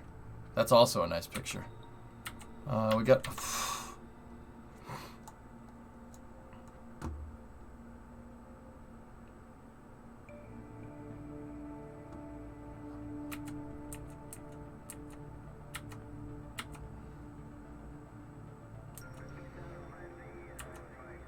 Oh. Oh, man. Alright, look. Dragons docking to the space station was cool. Nothing was as cool as that thing coming to the space station. Because it just, oh. Bruh. Look, you know what's nuts? This picture was taken 270 miles that way, going 17,500 miles an hour, or 400 kilometers that way, going 28,000 kilometers an hour. And there it is on the surface. Same vehicle. Oh, man. Aft cargo carrier. That's not the picture that I'm trying to show you. Atlas Centaur got snuck in there. Literally, I like everything about this picture. Look. It's like the Tory Bruno meme. Why like K20s when you could like Broncos? Why like Broncos when you could like K20s? I want both of those. See, can I have this one and that one over there? The Bronco and the K series? And probably that Deuce and a half back there too. And the Astrovan. Yeah. Everything about this picture, I want. When it was going to the Science Center. Oh, it ain't going to the Science Center in this picture, man. Let me tell you. That snuck in there too. So here's what we were trying to do.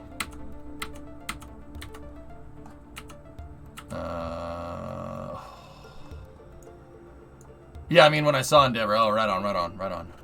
Why was the Astrovan there? Jim, they were testing shuttle transport operations. It was an all-up test. So this is what it would have looked like rolling the shuttle to the pad at Vandenberg. Hey, baby. That's the one. This is what I was trying to make. Can I take that W200 as well, please?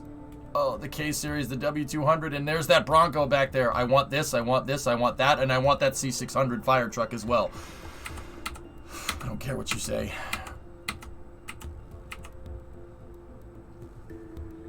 Wow. Okay.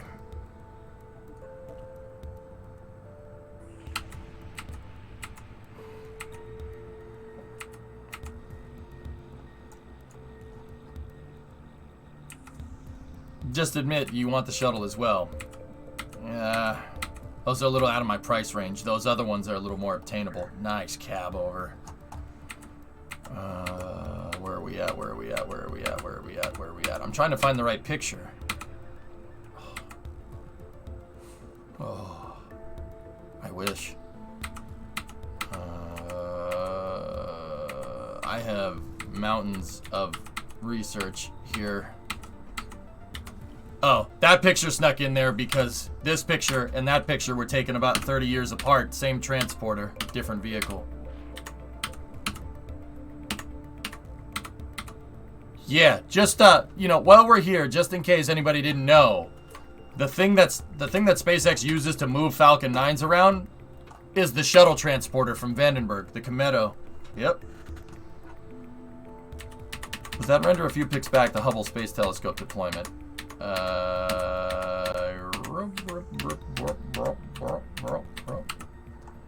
No, Centaur G. The shuttle didn't deploy Hubble like that, Jim. Centaur G. God damn it.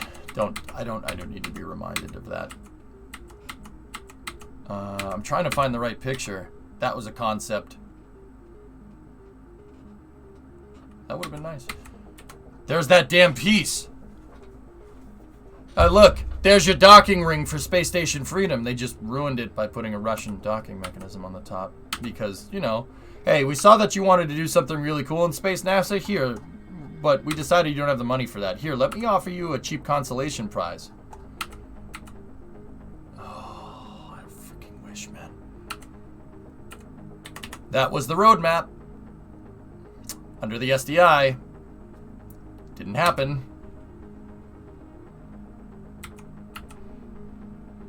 There's the MPTA test article. I'm trying to look for the right pic. There it is. There is the right picture.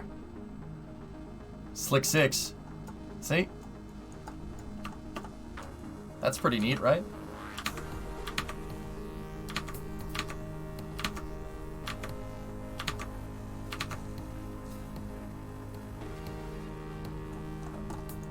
Hey, 77 F250 right there. Long bed.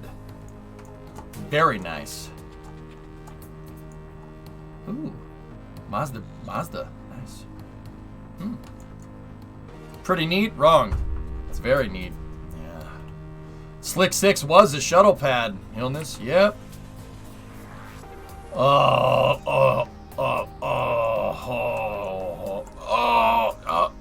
I can't keep looking at this. This is bad.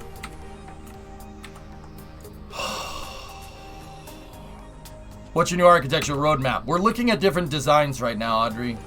I haven't really figured out something just yet, but...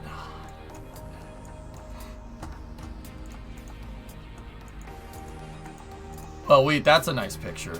Big Chungus. Bird Chungus. Yep.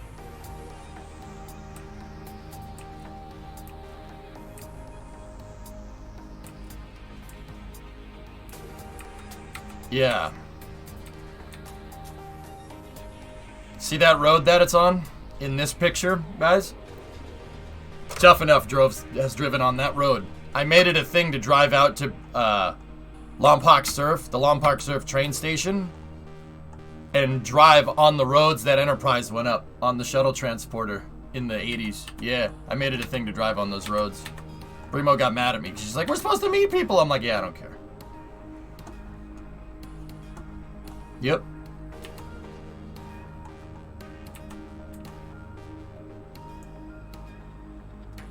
Yep.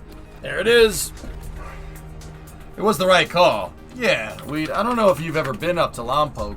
2 years, Lompoc. I'll die before I get back. But yeah, that's what this is. This is the Vandenberg pad. I was making it for the shuttle when chat said play career mode, and I played career mode instead. That's all right.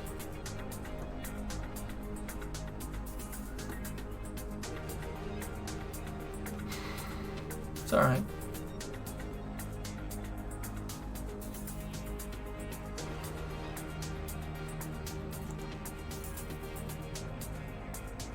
Yeah, here, check this out. Well, that's loading. So if we go over to Lompoc, we didn't get any reception out there during Route 154, but you drive out of Lompoc on this road right here, you can go to this right here. And there's a gate right there, so you can't drive up, but see this radius piece right here? That was made for the shuttle, so they could turn the shuttle so they wouldn't have to turn it at this intersection.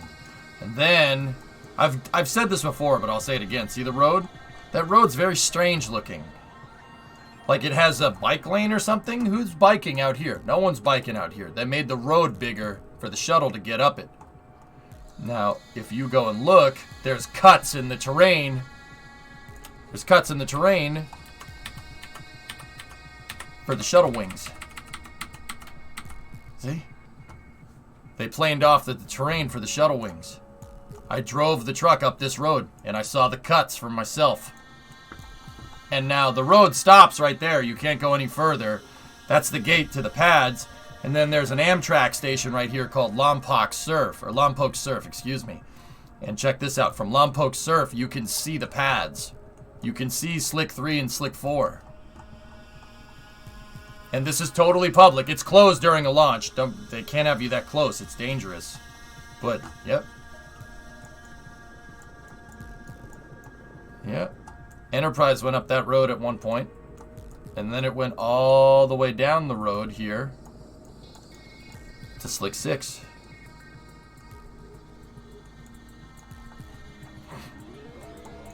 Slick 6 is used for Delta 4 nowadays, not for much longer, but you can tell, look, Slick 6, left booster, right booster, shuttle engines. They've concreted over the shuttle engine flame trench, but it's still there, which is pretty neat. Yeah, Vin. Dude. This doesn't do it justice how remote this is. You know, you look at it and you're like, oh, Lompoc's right over there. No. No. Wrong. It is. There's nothing out here. Nothing. But yeah, anyway. Let's get out of that. Let's get out of that. There you go. See? I don't think we ever launched it off of it, but yeah. Last link.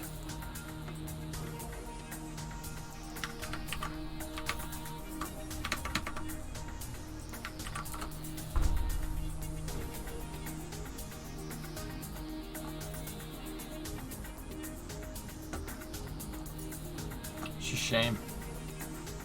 The sequencer is messed up. We're not gonna... We'll have thermal curtain failure if you catch my drift.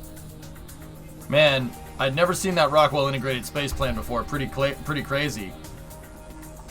Part of NASA rules, Ephraim, is designing the entire thing first.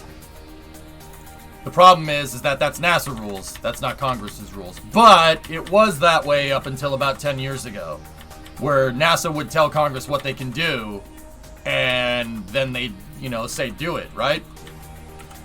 Yeah. 10 years ago, you know, yeah, stuff went down and it didn't end that way. Yep, there's the shuttle's flame trench. We got all the blueprints, man. Look, and there's the pad.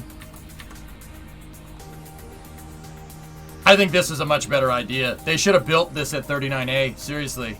But then again, that wouldn't have given use to the VAB. And the only reason this got built is because the Department of Defense wanted it made. So it got built pretty expediently, and then they promptly never used it.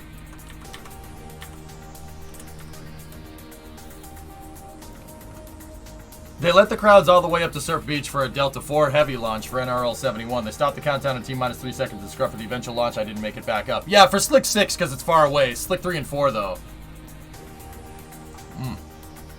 Yeah, you want to see that integrated plan? That integrated plan is nuts. But see, that's why I'm taking my time with this, guys, because I want to come up with something like this. Check that out. That's the whole idea. This is where they were going to go with the space shuttle, but the Cold War ended, but yeah.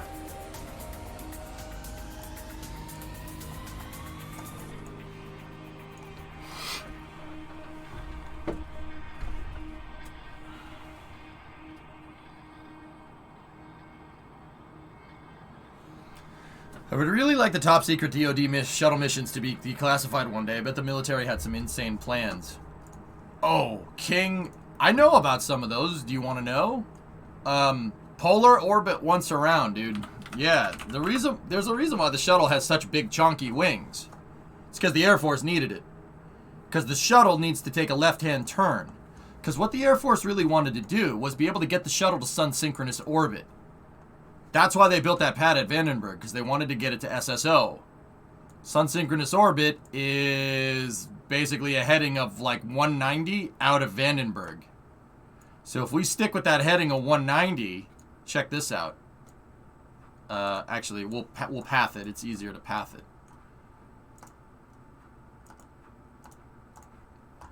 You stick with the flight azimuth of 190 to get into a 97-degree inclined orbit, right? So that's this way, right? And then we go down here like this. It flies across here. It flies up here over Diego Garcia. They would have deployed something like Hubble. Would have been something like Hubble. And then, if we keep going with the straight line, there's a little bit of a problem here. There's this thing, the orbital precession, right? So that means the next orbit would have been out here somewhere.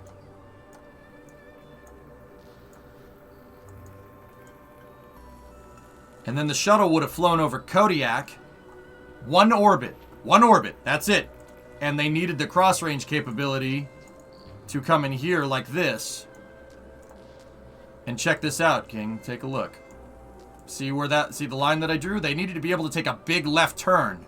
Because, well, not precession so much. Because the orb, you know, the next orbit, you're going to go over here somewhere because Earth's spinning underneath you. So they needed the shuttle to have crazy cross-range capability. Now, look at the path. See the path? See the incoming flight? Check this out. Look.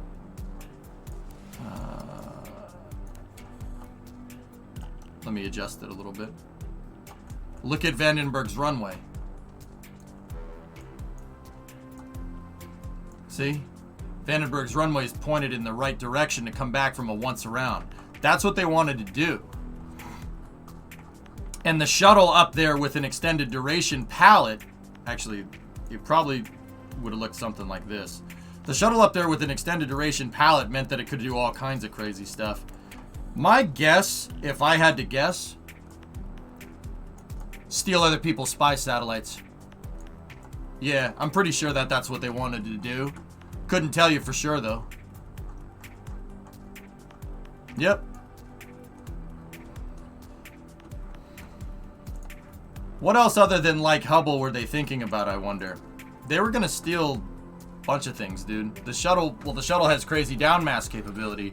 I don't think they would have stolen like a functional cargo block or anything. It's too heavy. Too heavy for the space shuttle to bring back down. Spy satellites, though. Other people's spy satellites, they could grab those. Sure, no problem.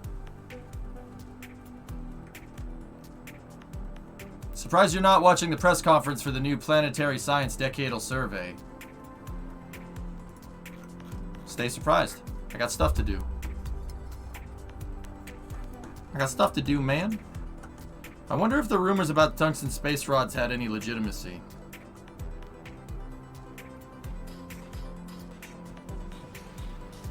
I mean, it could be done.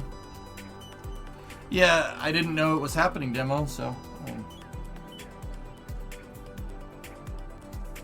I'll wait until the outcome of it, dude. But yeah. How about this picture? Not bad if I do say so myself. Shuttle mirror. Pretty good, man. Yeah. Had family that worked on Milstar, which is pretty cool if you ever heard of it. I've heard the name in passing, Elios, but yeah. I tend to stay out of the Department of Defense's business. For pretty good reason. I take OPSEC really, really seriously on the stream. That's why I don't really talk about ICBMs. That, and I really don't like them. It's declassified now? Yeah. Still, though, I'm careful with it. I'm very, very careful with that stuff. You know? Hey, just got off lunch. What are we discussing? I'm looking at different rockets that I've made throughout the past and looking for what capabilities we really want. Discovery. Hey, Atlantic 4-month resub. Oh,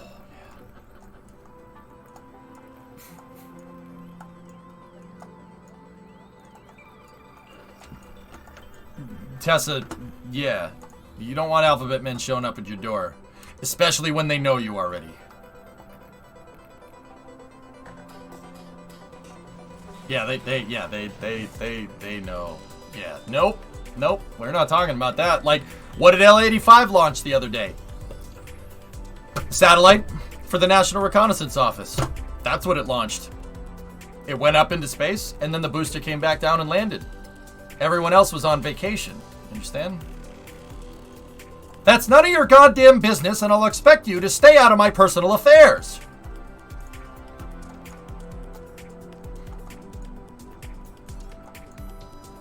But it's why the DoD is dumping tons of money into Starship. Yeah. Yeah, Elios, do you know about this?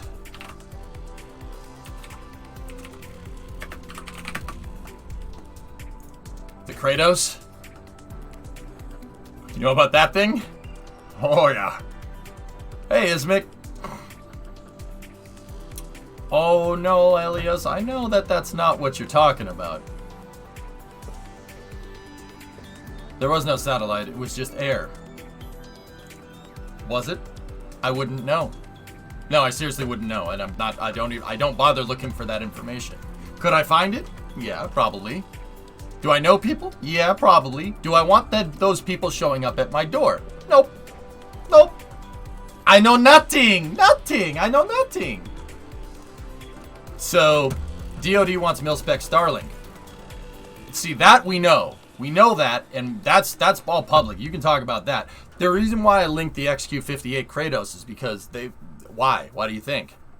Well, you want something scary? See that? See the Kratos, the Valkyrie drone? See this thing? Guess what it's designed to use? They need something with high bandwidth that works in real time. Think about it, dude. And guess what controls it? You want to hear the kicker? Guess what can control a squadron of these things?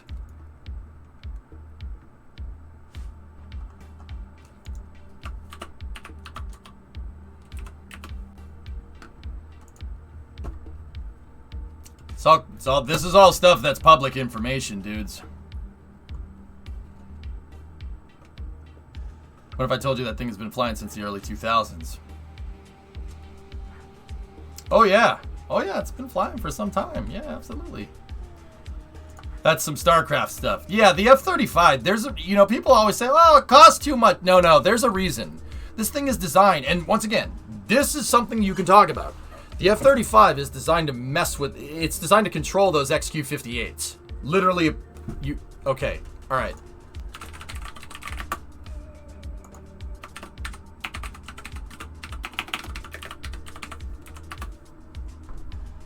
Yeah, the Protoss carrier. Watch. Here come the Protoss carriers. My wife for hire. Wait, what? No, that's not right. Yeah, watch the carriers.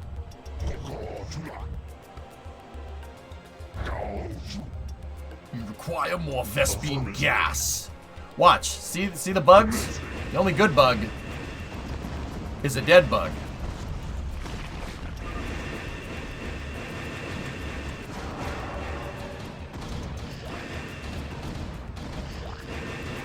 Yeah. You need a lot of bandwidth to do that in real life. Yeah, that's like not classified stuff. I don't even want to know what the classified stuff is, man. That's... oh, dear. Yeah, pretty much, Fall. Yep. I spit on your carriers. I was Terran. Battle cruiser operation. Hailing frequencies open. Good day, Commander. Shields up. Weapons online. I always liked 111 BC rushing people in Wings of Liberty Imperator. That was my favorite thing to do. It didn't get me past Gold League, but it was still funny. I did it for the memes because spaceship. Yeah, it's funny when you one racks BC somebody and you motto their hive. Yeah, turns out people get really mad when you do that. For some reason, I don't know why.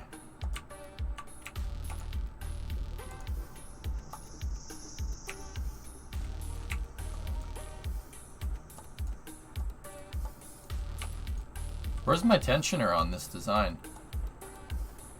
Yeah, I don't think I put a tensioner in. Turns out it's really easy to slip a tread when you do that. So, I wanted to show that I can make crawlers. We can make tracked vehicles for moving launchers if we need to. Who cares about rankings when it's just funny? Yeah, Demon, but I was a little bit naive at the time, thinking I could just 1-racks BC my way to, like, platinum. Yeah, that was a mistake. Yeah, that wasn't a good idea. I would 1-1-1 with a cloaked vehicle, Banshee or something, and then I would go spam their command center with Banshee, right? And like with Zerg, I would force them to go Muta, or they would have to get Wraiths, I think? No, Wraith is what I had. And then I would just hit them with a battle cruiser while they were teching for air. Yeah, it worked. But if they pushed you, if they 1-racks, or if they Zerg rushed you, yeah, it didn't work. What is that, a crawler for ants? Yep. Discovery, go and throttle up. So, that's pretty much the showcase of vehicles that I've been working on, fellas. Or that I've worked on over the years. Oh, there is one more. There is one more. Let me find it. Best way to deal with that was with tanks, yeah.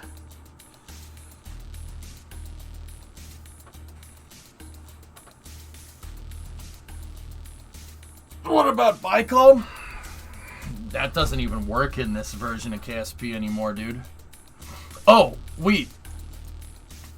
Speaking of that, before I get to that last vehicle, I did want to show you this. The other day, I upgraded the Tuk-Tuk. The Tuk-Tuki. Watch this. K29.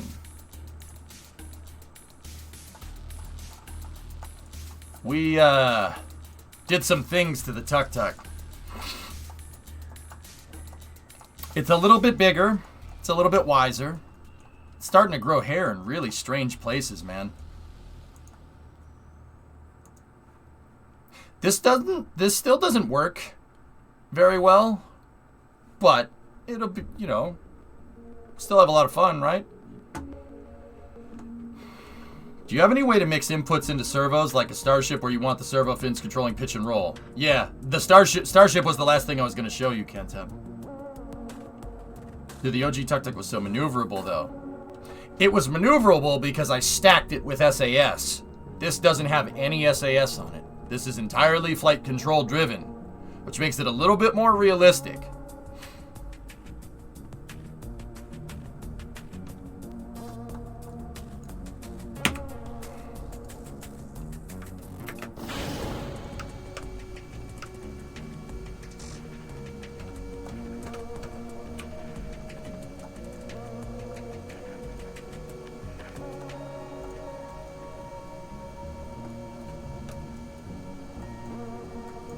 So check this out. This was the big breakthrough that I had actually pretty recently. If you notice something about the wings on this, look at them. What do you see? You notice something on those wings? We found a way to incorporate Kraken tech into a stock vehicle. No control surfaces. Well, the helicopter blades are our control surfaces. But if we pause it and look, they're more or less lined up. We have a synchronizer. I have a synchronizer in it.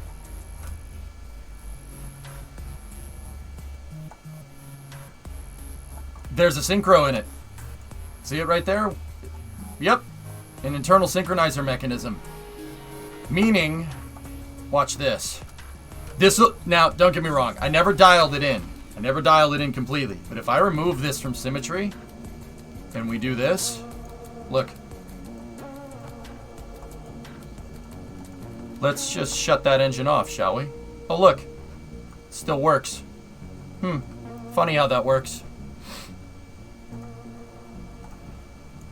One turboshaft engine is powering both propellers right now. That's the beauty of a synchronizer. Yep. Every dual rotor helicopter, V-22, V-280, SB-1 has something like this. It has a synchronizer gear in it. It synchronizes the RPMs, and it makes it so one motor can power both of those. Yep. Now check this out too. Take a look.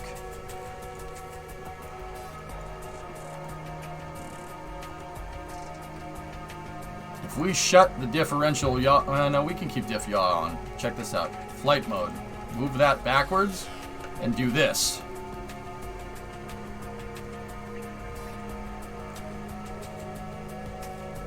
I shut all the engines off. Did you see what it did? Auto rotation. It works. You can auto rotate this. It can land with no engines either. This thing is very, very, very tuk-tuck-erific, man. This is all the stuff that I originally wanted to do with the thing, but we never ended up doing. Because we couldn't at the time. There were limitations. So I had to use jet engines and SAS to make it do, right? But now this basically works like a cross between a V-22 and a Chinook. Mm-hmm. Very capable. Very capable. Engine out capability, you got everything you need. So here, let me get some altitude here with this thing. Look, yep, still synchroed. Pretty much. Yep, see, they're still synchronized. Now, why does synchronization matter? Well, one, I can drive this thing with one engine if I want to. Engine out capability is pretty cool. Not necessarily needed in Kerbal, but still cool.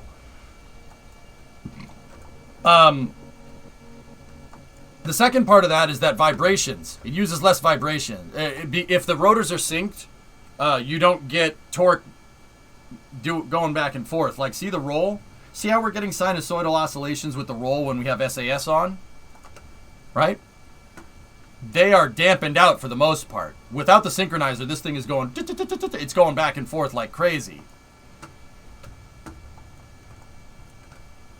Now here, what we'll do is I'll put us into auto rotation mode, unpower the engines.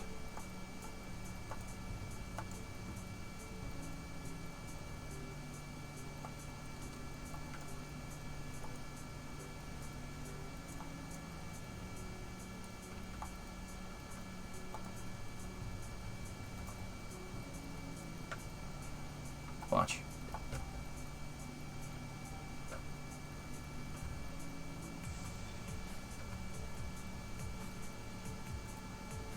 Check this out. No engine power. Look.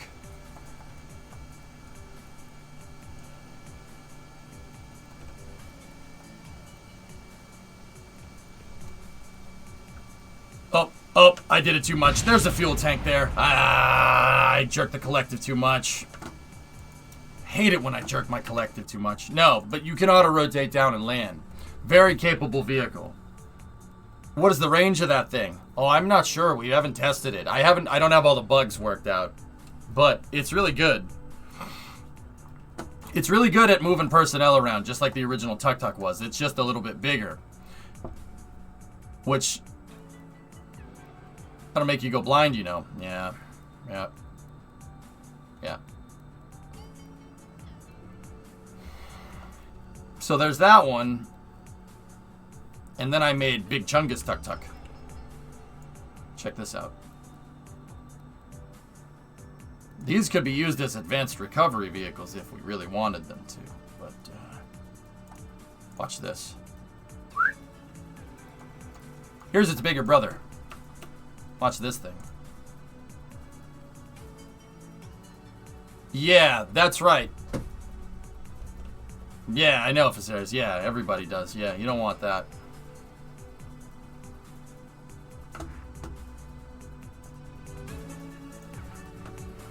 Last Link, Smart from 1991.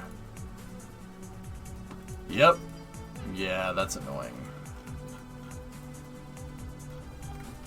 So its mission is moving a few Kerbals. Pretty much. Personnel rescue vehicle.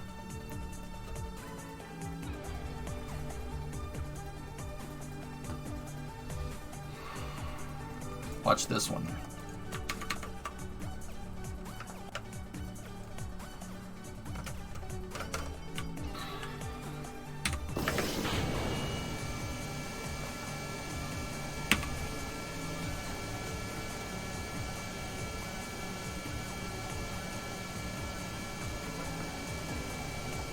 Now this one doesn't sync up, so it tends to flop around a little bit, but it's okay.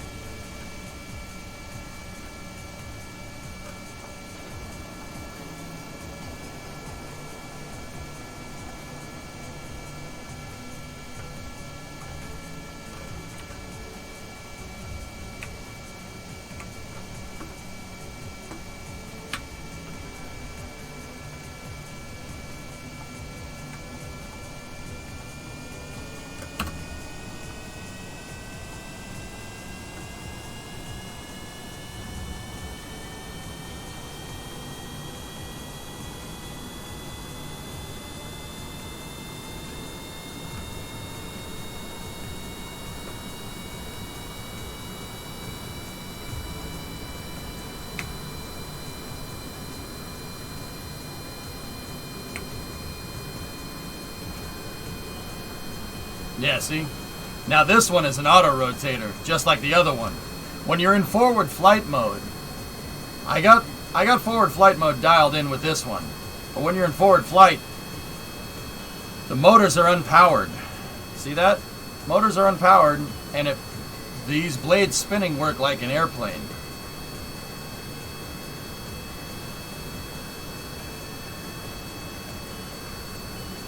Pretty crazy, huh?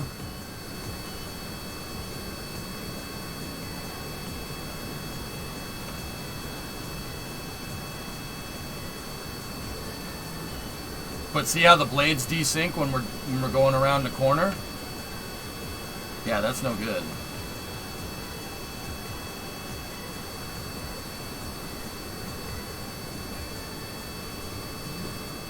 This thing can fly up U2 heights, no problem.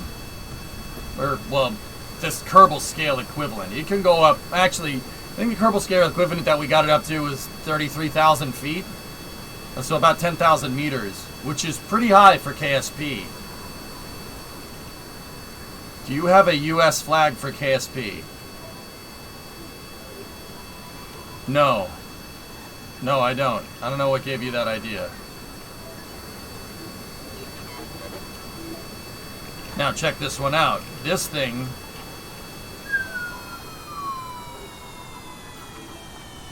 I'll show you the auto rotation from up here. Ready?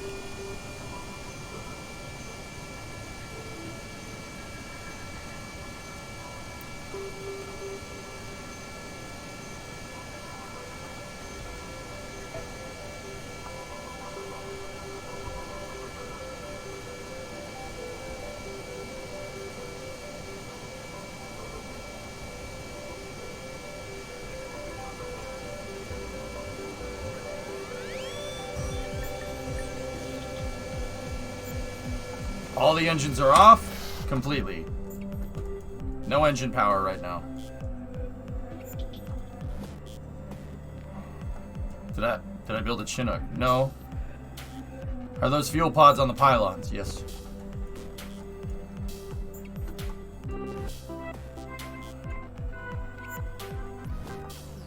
No power, guys. We're using auto rotation.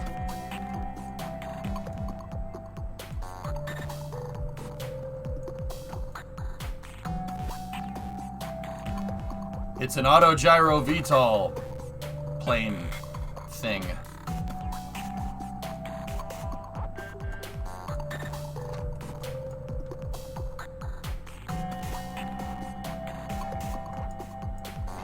I made this a little while back. It's pretty good. Pretty good rescue vehicle. Watch this, ready? So we got to get some airspeed, right? And we'll take that airspeed, pitch back a little ways.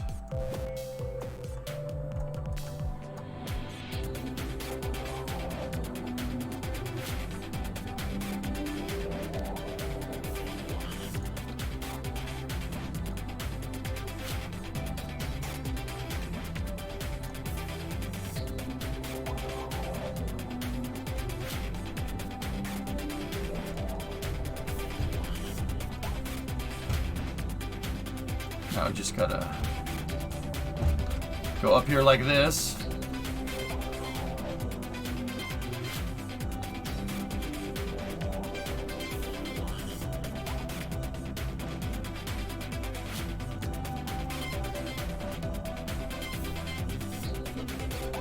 Once again, no engines.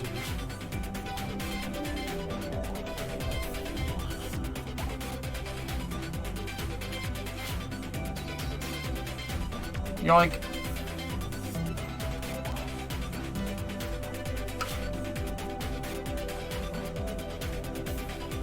It can auto-rotate down and land.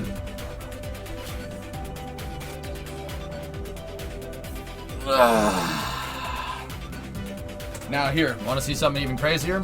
Turn those back on, throttle them back up. Watch this.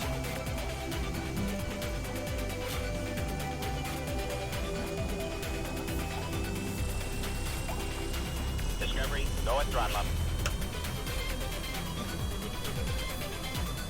Beautiful landing. Yeah.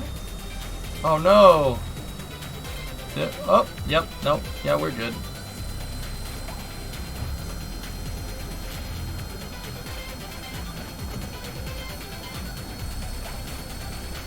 You about to do the diagonal hover? We could do that.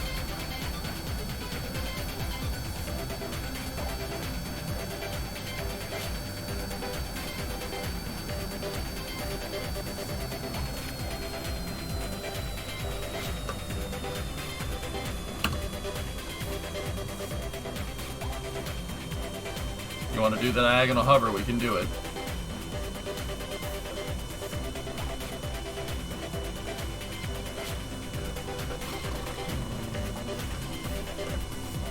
Alright, I'm making the noises for it, which is not good, but...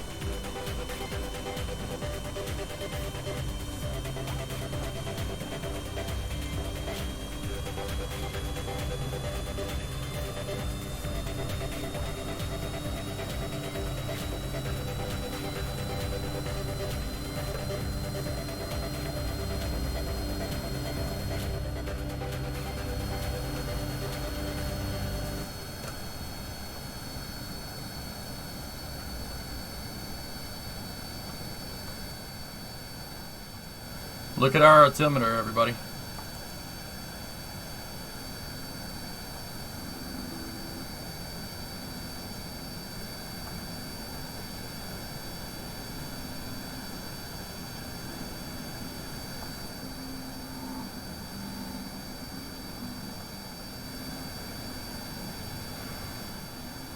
I don't know, Tessa.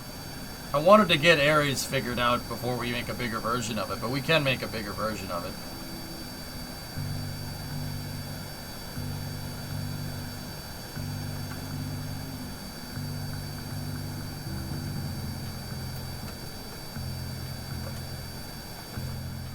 Yeah, we're just hovering here. Whatever.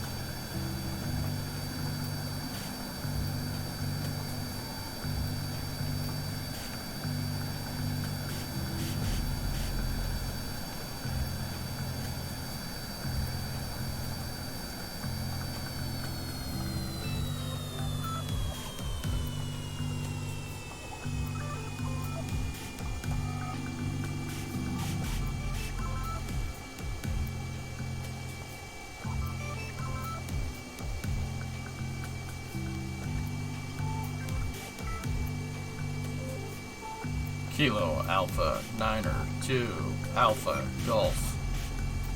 Requesting permission to land on the VAB.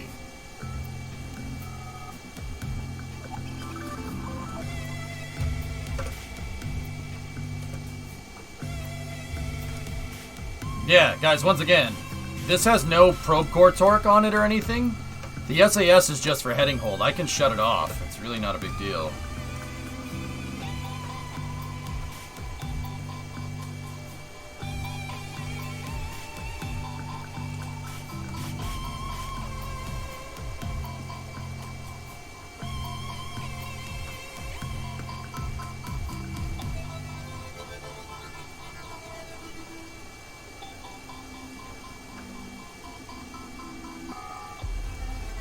Pretty crazy, right?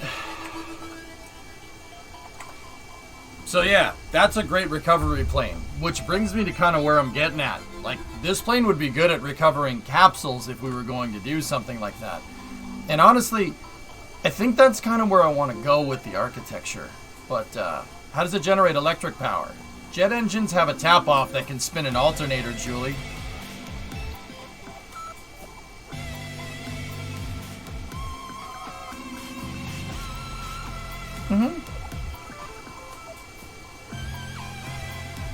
Can wheels grip to other wheels? How did you make the chin? EJ's secret sauce. Tile tessellation, Sanchai.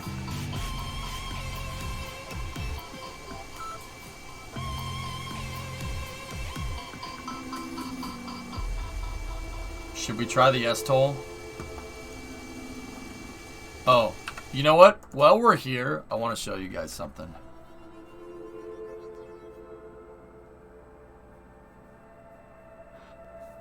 Wirelord, nice.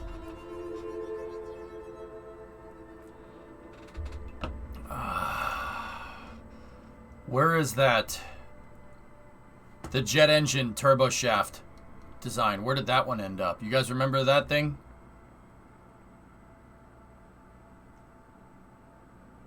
I don't know why we stopped working on that. Tesla, the one that used reverse thrust to drive the rotors. I don't know where that one ended up.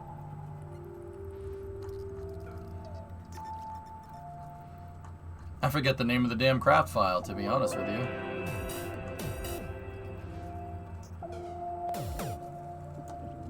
Let's try prototype. Prototype is usually what I'd end up calling it. Nope.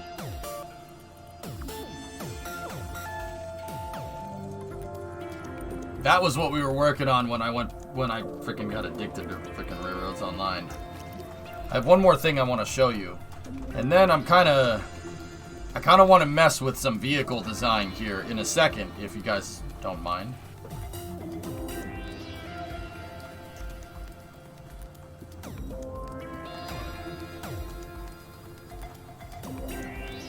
It's got to be up at the top.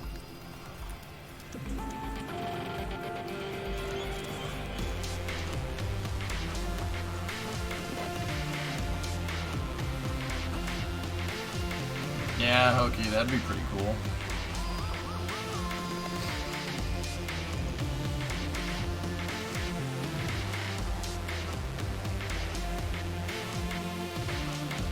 Watch this. You'll like this.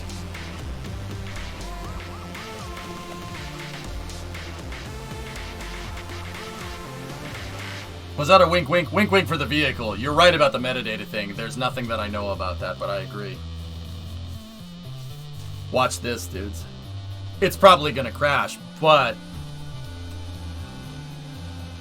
check this out. We made a prototype kind of engine segment or engine piece here that drives turbines. It drives these things off of the reverse thrust. So these are unpowered. But watch this, ready? We can turn the engine on. Turn the engine on, ready? And if we set it to reverse thrust, and then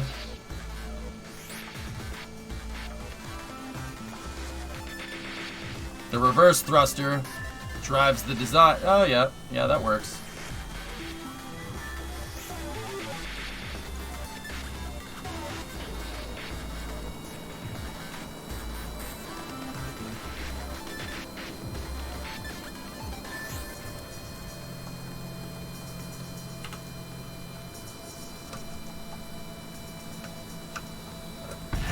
Yeah, remember what I said about that crashing part? Yeah. But if you look, the engines weren't powered. But that is something that we could use down the road. That would be very useful for something like the K92, but another day. I actually saved the plane, mostly. So you basically made an F-35B. Yeah, that's the concept. It could be applied to that, Kentab. I was thinking more, you could do a Harrier with this thing. Kind of. Same idea. But the Harrier has ducts, not shafts like this, but is it because of the no robotics or update? Huh? What? Could you have them powered and have the exhaust act as a supercharger? I could.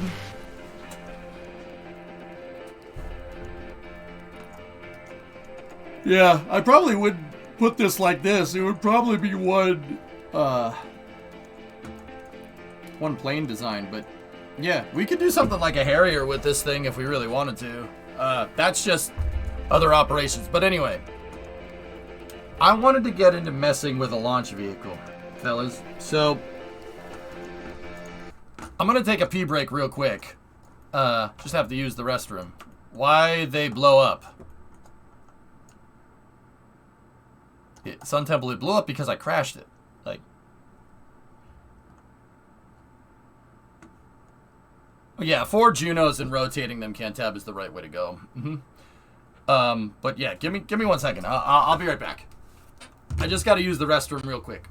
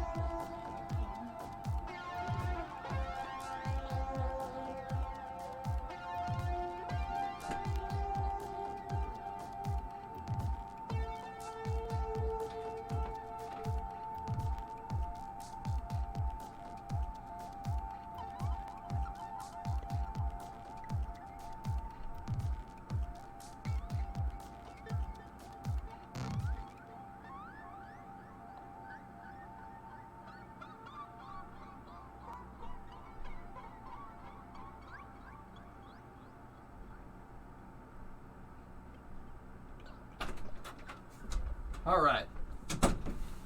I'm back. Okay, so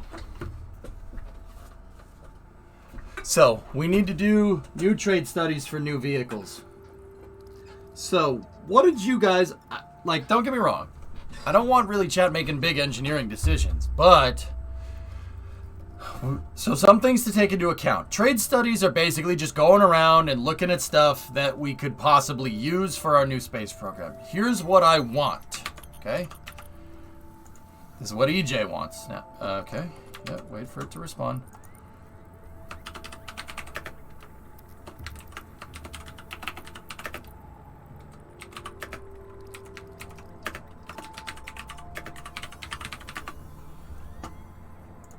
So, I want something kind of like the Saturn V and the Saturn 1B, or Ares 1 and Ares 5.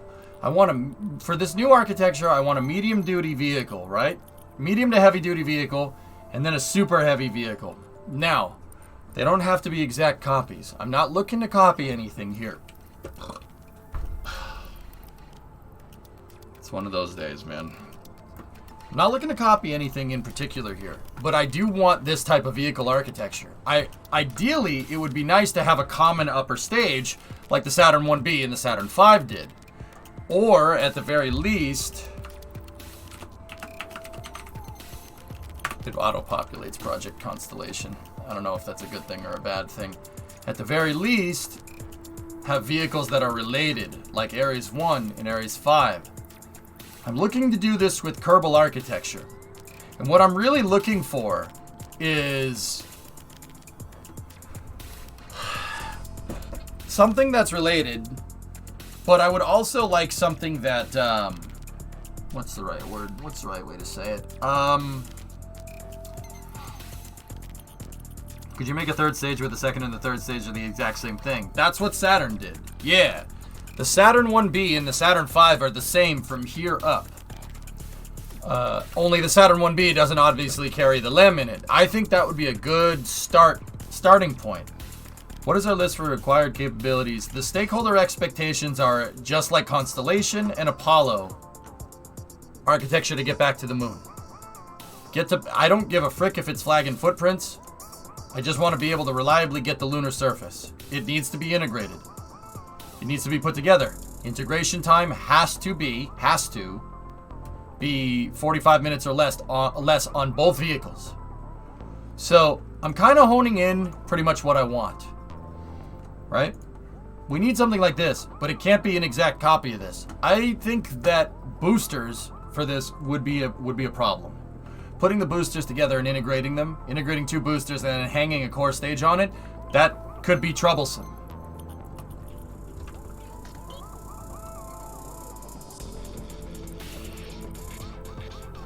It doesn't necessarily have to be fully reusable. I would like to land first stages, which also doesn't favor a booster design here. I also don't really want to particularly copy any architecture. Alright? I don't want just an Ares 1. I don't want just an Ares 5. I don't want just a Saturn 5 or a Saturn 1B or SLS or even Starship. I want to design my own architecture for what I think is good for playing KSP. Something that's fun to do quick integrations with, gets a wide variety of, we could do a wide variety of lunar missions with it, right? I'm going to shut the music for a second. A wide variety of lunar missions, and then from there we can go, that's like baseline. The baseline is to the surface of the moon. And then from there, we can come up with other missions to get to Duna, to get to wherever. You know what I mean? To get to Eve. Anywhere we need to. How well would the arrowing cigarette scale up? It could scale in Kerbal Pigzig, sure. A wide body shuttle, sorry, my bias is showing. Well, I'd have to put it together on the pad. A shuttle would be very hard to put together. That would be difficult. Could I do it? Yeah. Yeah, I think so. It'd be hard to put together, but we could do it.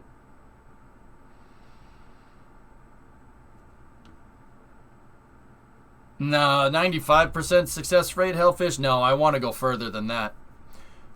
I'm looking at building automated flight computers. You can make autopilot computers in KSP. It's doable. It's difficult, but it's doable. I want higher reliability than that.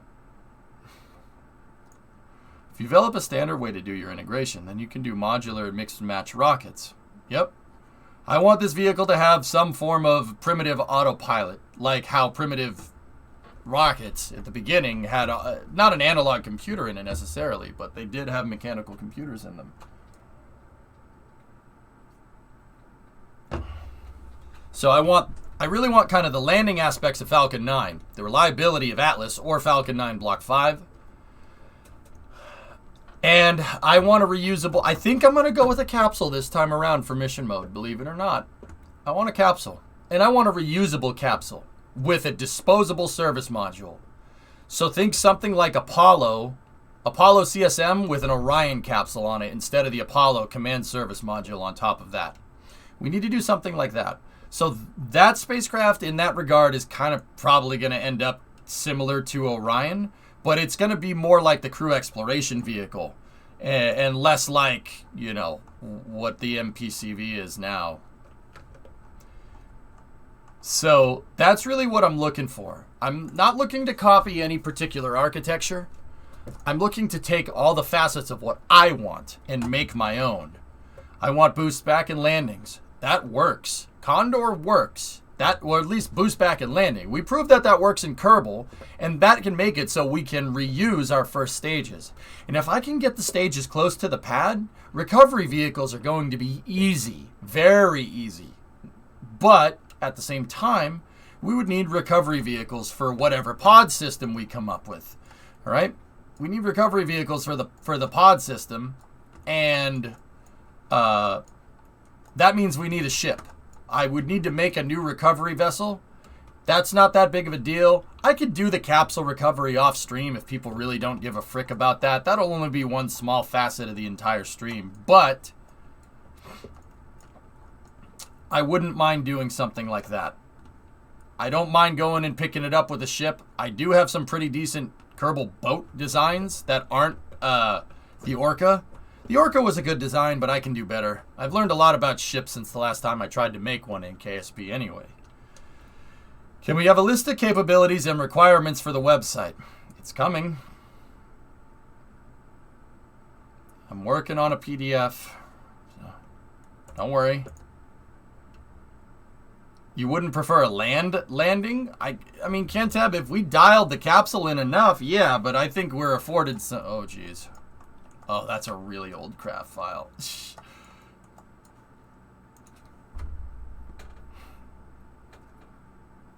It's been a while since I built a plane in KSP. Center of lift behind center of mass, good or no? Depends on what type of plane it is, Raja. If you have your engines underneath your wings, slightly behind, works just fine. Why not land capsule at pad? Risk aversion. Landing it out in the water with chutes is the safest way. And this architecture, I'm not necessarily focused on making the architecture down here complicated, short of integration. Yeah, that's what I want to do. I think that's the best way to do it. That's classic Kerbal, you know? Classic KSP, land it out in the water, but I'm going to go and get it. We'll go get the capsule. Just like we've done before. We've proven that that can be done in a reasonable amount of time if you use fizz warp, so I'm not too incredibly worried about it. I also have a slew of recovery vehicles, like I just showed you, that we could go, if we wanted to do something like land, we could do that. I actually think that sea operations are easier than trying to send a helicopter to go and hook the capsule. I've had way crazy amount of problems doing that. I don't want to do that. I mean, but in that regard, we could use a truck, but I don't necessarily want to do that either.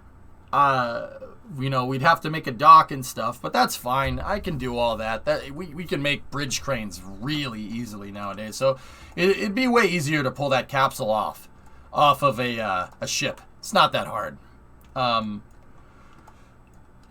So, and then we have transport trucks, which we already kind of have. The K200 already exists in mission mode, so we could just make trailers for that thing to move different capsules around. I would like to make the capsule reusable, all right? And you know, that means a little processing facility to make that reusable, but it wouldn't be too too ridiculously high in part count either, because it wouldn't be too ridiculously high in part count either because we're not moving around a 400 part vehicle. The pod is not going to be that much by itself, maybe 50, 60 parts at best. So making an integration facility is not a big deal. We know that the pads, and there are flat spots around Kerbal, around KSC. We know that there are flat spots to be able to go and make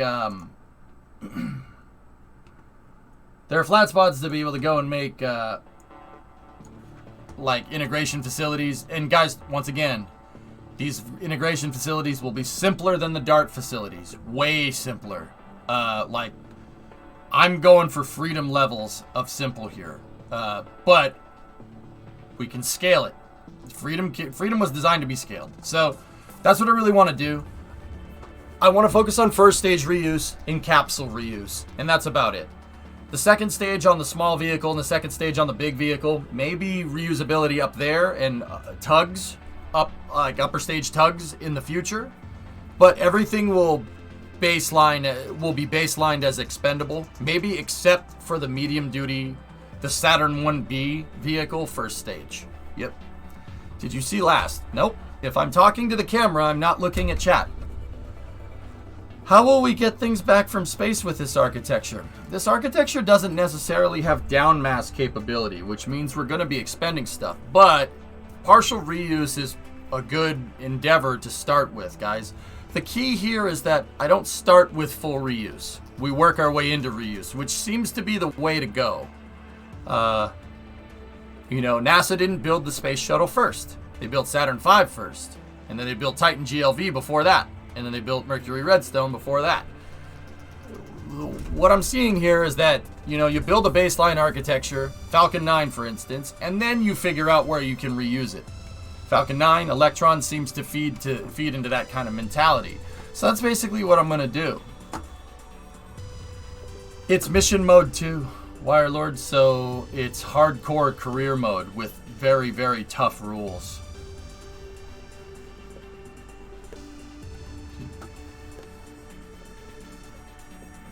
Yeah, pretty much, Cantab. It's not going to really be based off of anything. I just want it to boost back and land. That's all. We proved that we can fuel up the pad with commodities. We proved that can be done. Now, the other thing what I would like to do, pad side of things,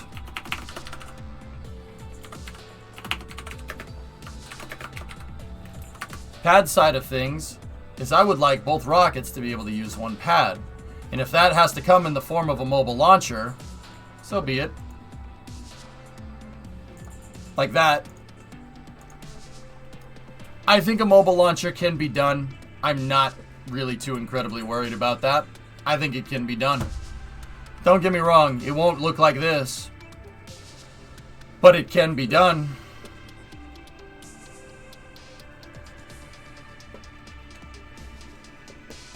Ugh, Thomas. Jeez.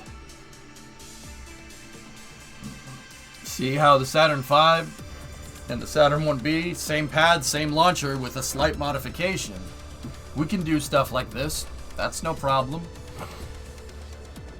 I think mobile launchers would be the best way to... Not this word. I think mobile launchers would be the best way to use one pad for 2 rockets. So we're spending the least amount of money. In that regard, we're following the tracks of Constellation and Saturn, which all use that type of architecture. What real-life rocket has the most minimal launch pad? That one. Seriously, that might look like a lot, but think about what that does. That mobile launcher is just a tower with a flat plate on the bottom. It's very simple. I think the only thing that would have a simpler launch pad than that is a Minotaur. Minotaur has the simplest launch pad. Now, don't get me wrong. There's a very good reason why that launch pad is very simple. It's because, let's just say it needs to be activated quick.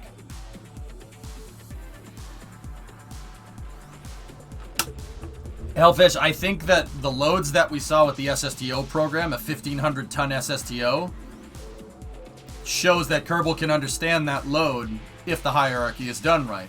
And that's the problem with the SSDO, and that's what I learned from that program. No, I'm not making another SSDO pad. No. Hell no. This pad would look more like Freedom. Yeah, it would look more like Freedom's pad.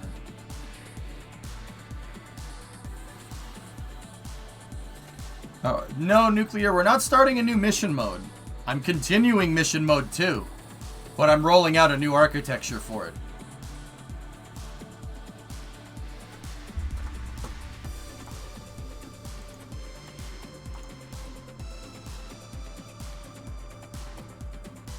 I know you don't use mods, but... Okay. But I started a career with the Uncurbed Start mod and contracts that make the game start with unmanned rockets and planes. I like to progress in a realistic way, just like you were talking about. We're already past that, guys. Our mission mode save has a good amount of... We have a good chunk of change to work with left over from the Freedom and the SSTO program, and we'll go from there. The current objective is set to go to the moon. After we go to the moon or whatever, you know, we'll pick where we want to go from there. You know, that's my objective. Moon right now. Just like at the beginning of mission mode, I started off with architecture. I made him a horror first, and then we went from there. That seems to be a much better way to do things. A much better way to do things. So, like, when we're in these pause periods, I wouldn't mind using engineering mode, but anything that gets developed after baseline architecture, we'll have to develop on a budget. You know? So, yeah, that's kind of where I'm at, dudes. Have you created your own capsule, or you just use stock? Colma, most of the... I don't use any stock things, ever. If we make our own capsule, it's going to be my design, and my design alone. I have a bunch of existing capsule designs, which are okay. I can do better than this. That's supposed to be like Dragon, though. I don't want it to be like Dragon. Gotta turn on the air conditioner, dudes. It's getting a little warm in here. Not the sun. The weather's starting to get warmer up here, so it's gonna get really hot in this room. Are the stock capsules not good? It's not that the stock capsules aren't good, Tech. It's that they're not what I need. Forward view of your capsule. That's pretty sharp, Hilness. It's not what I need. They couldn't go to the moon with the Gemini capsule, you know what I'm saying? Even though it was a great design, Gemini was perfect. The only thing Gemini really had a problem with is that it didn't have a... If you wanted to get out of the vehicle, you had to open the door. You know, the Apollo is really kind of Genesis. That's... Man, I would really wish we kept using that. Even with the shuttle. Can you imagine the shuttle putting Apollo CSMs up there? That would have been really nice. Here's the Kestrel capsule. Check that out. Kestrel capsule is a pretty good design. But that's also a Dragon design. I don't want to do necessarily a Dragon design. I would like to do something like... not Starliner necessarily, more like Orion, but my own kind of version of it. You know, I want to make my own capsule, and I do want the capsule to be reusable. And the reason why I'm really going with a capsule architecture in the first place, guys, is one, safe. It's safer, and you could say, like, dude, safe? It's Kerbal, come on. No, I would prefer splashing down in the ocean. Don't get me wrong, fellas. I want to make something like Dart. I want to redo it. I can do Dart. I could make a Dart style craft better. I could make it better. I know I can make it better. But do we really want to get stuck in low Earth orbit testing that thing all day? Capsule with the heat shields, tried and tested. We know that's going to work. Making something simple down here that's not necessarily fully reusable can afford you to make better architecture up there. Apollo is a really good example of that in the form of... Skylab, for instance. I really... Oh, you can't tempt me with a good time, you piece of crap. I really want to focus on... not necessarily sticking around in Leo, or just going to the moon. I want to use this architecture to scale into other things. The scalability is really what I'm going for, and that's what Saturn V constellation, that's what it offers. It offers a lot of scalability. Now, don't get me wrong. The shuttle does too. You could do really good stuff with the shuttle. And the shuttle has down mass. And my shuttle works. So we wouldn't have to develop a new launch vehicle. What we would have to do is figure out a way to put that thing together in less than 45 minutes. And that's hard to do with a 500 part shuttle. That stack would end up being like 800 parts. If I built a conventional launch vehicle, 800 parts would be the entire pad with a conventional stick rocket that lands. You know what I mean? It wouldn't be as complicated. And part count do be like that. Was just looking at the wiki for Apollo. Did they really have plans to put a shuttle on it? One of the ideas that was explored, Imperator, in the transition from Apollo to the shuttle, was a Saturn shuttle. They wanted to do a Saturn shuttle. So basically a shuttle with its external tank with a Saturn V first stage on it. They ended up not going with this idea because you got a couple of problems here. This would slew off the pad just like the space shuttle did. Which means that by the time this thing gets to the top of the tower, it could potentially hit it. So this would require redoing all the pads. This is very unstable at low altitudes. It would stabilize over time as you got up higher and higher. But having these wings up here, man, that makes for a lot of load on the stack that would really be tough. This would have to be extremely strong where the external tank mounts here. This would have to be as strong as SLS's engine section for the most part. But it can be done. This works in KSP if you want to do it, but you run into the same dynamic instability. They wanted to do that because they wanted to keep using Apollo infrastructure. Now, that's not a bad idea. It's really not. This is not a bad way to go. And, I could put this together. We could get this done. I could make that. But getting the shuttle to attach on the side would be very difficult. That would be hard to do. It would be hard to do, and it would be hard to do it right. But I could do it. We could get that done. It would just be tough. That would require a tough platform, or a tough launch pad. I'm not sure I could do that with a mobile launcher. But it could be done. It could be done. That's possible. And don't get me wrong, nothing would make me happier than reusing my shuttle.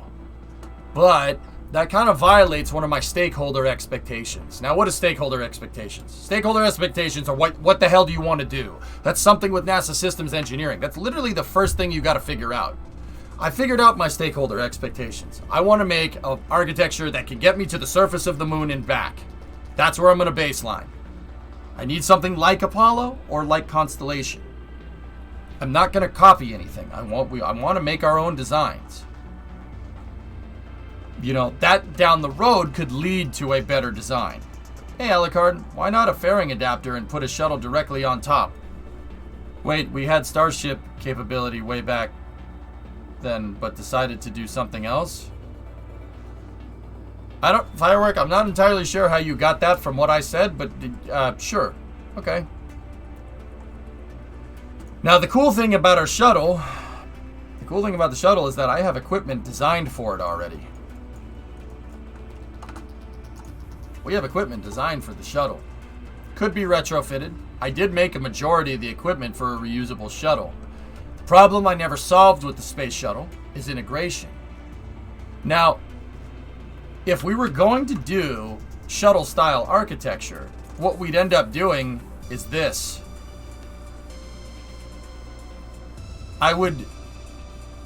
And honestly, if we had done this in real life, it would have been really nice.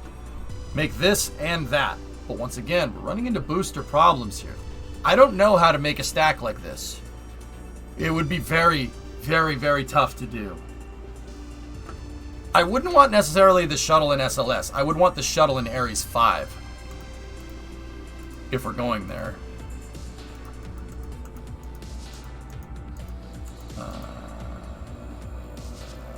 Yep. Yeah, see. I would want the shuttle in Ares 5. And the shuttle could carry the capsule in the payload bay. This would offer us... That's the architecture that has the most dexterity. If we fly the shuttle and we fly Ares. But that A, is hard. These rockets would be tough to integrate, and B, the only thing we would reuse out of this is the shuttle.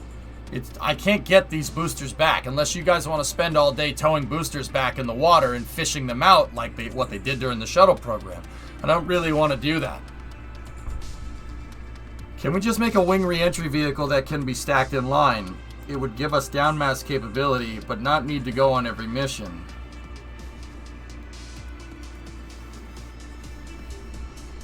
Thanks, Timbite. Are you changing the way the voting system works? No. You guys still vote on where we should go, but you guys aren't making engineering decisions. I'm sorry, you're not doing that. Too many chefs in the kitchen. I decide how the rockets go together. You guys decide where to go. The big mistake that I made with Mission Mode 2 is letting people decide whether I should do Project Constellation style or SSTO. That was a mistake on my part, and it was a mistake that made Mission Mode 2 very boring. So a lesson learned. Mission Mode 2 was always a prototype architecture. The game mode in itself was in beta, the entire thing. And I know from watching, reviewing the numbers from Mission Mode 2, what you guys want to see and what you don't want to see, okay? The truth of the matter is that people don't mind integration if it doesn't take very long. That's why any rocket that we make should be able to be put together in 45 minutes, no longer than that, so we can focus on doing the mission, including reuse.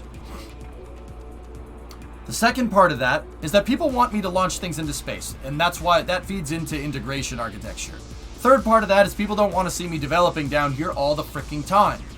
And unfortunately, chat gave me an architecture that when I wanted to make it within my rule set, didn't really work. It was too complicated. Now, don't get me wrong, that SSDO is a beast, and I'm very, very freaking proud of it. It's up on Kerbal X if people want to use it. It and its pad. Please go and use that. I put 6 months of time into it. If you want an SSTO, use that. It's very good. That Venture Star that we made was gnarly. It worked. Problem is, it kept blowing up on the pad. If you used it just not without its pad, it would work great. Yeah, it would be better than Collins. Yeah, way better, because you get your whole stack back and it lands on the runway, and once we figured out the problems with the landing gear, it worked fantastic.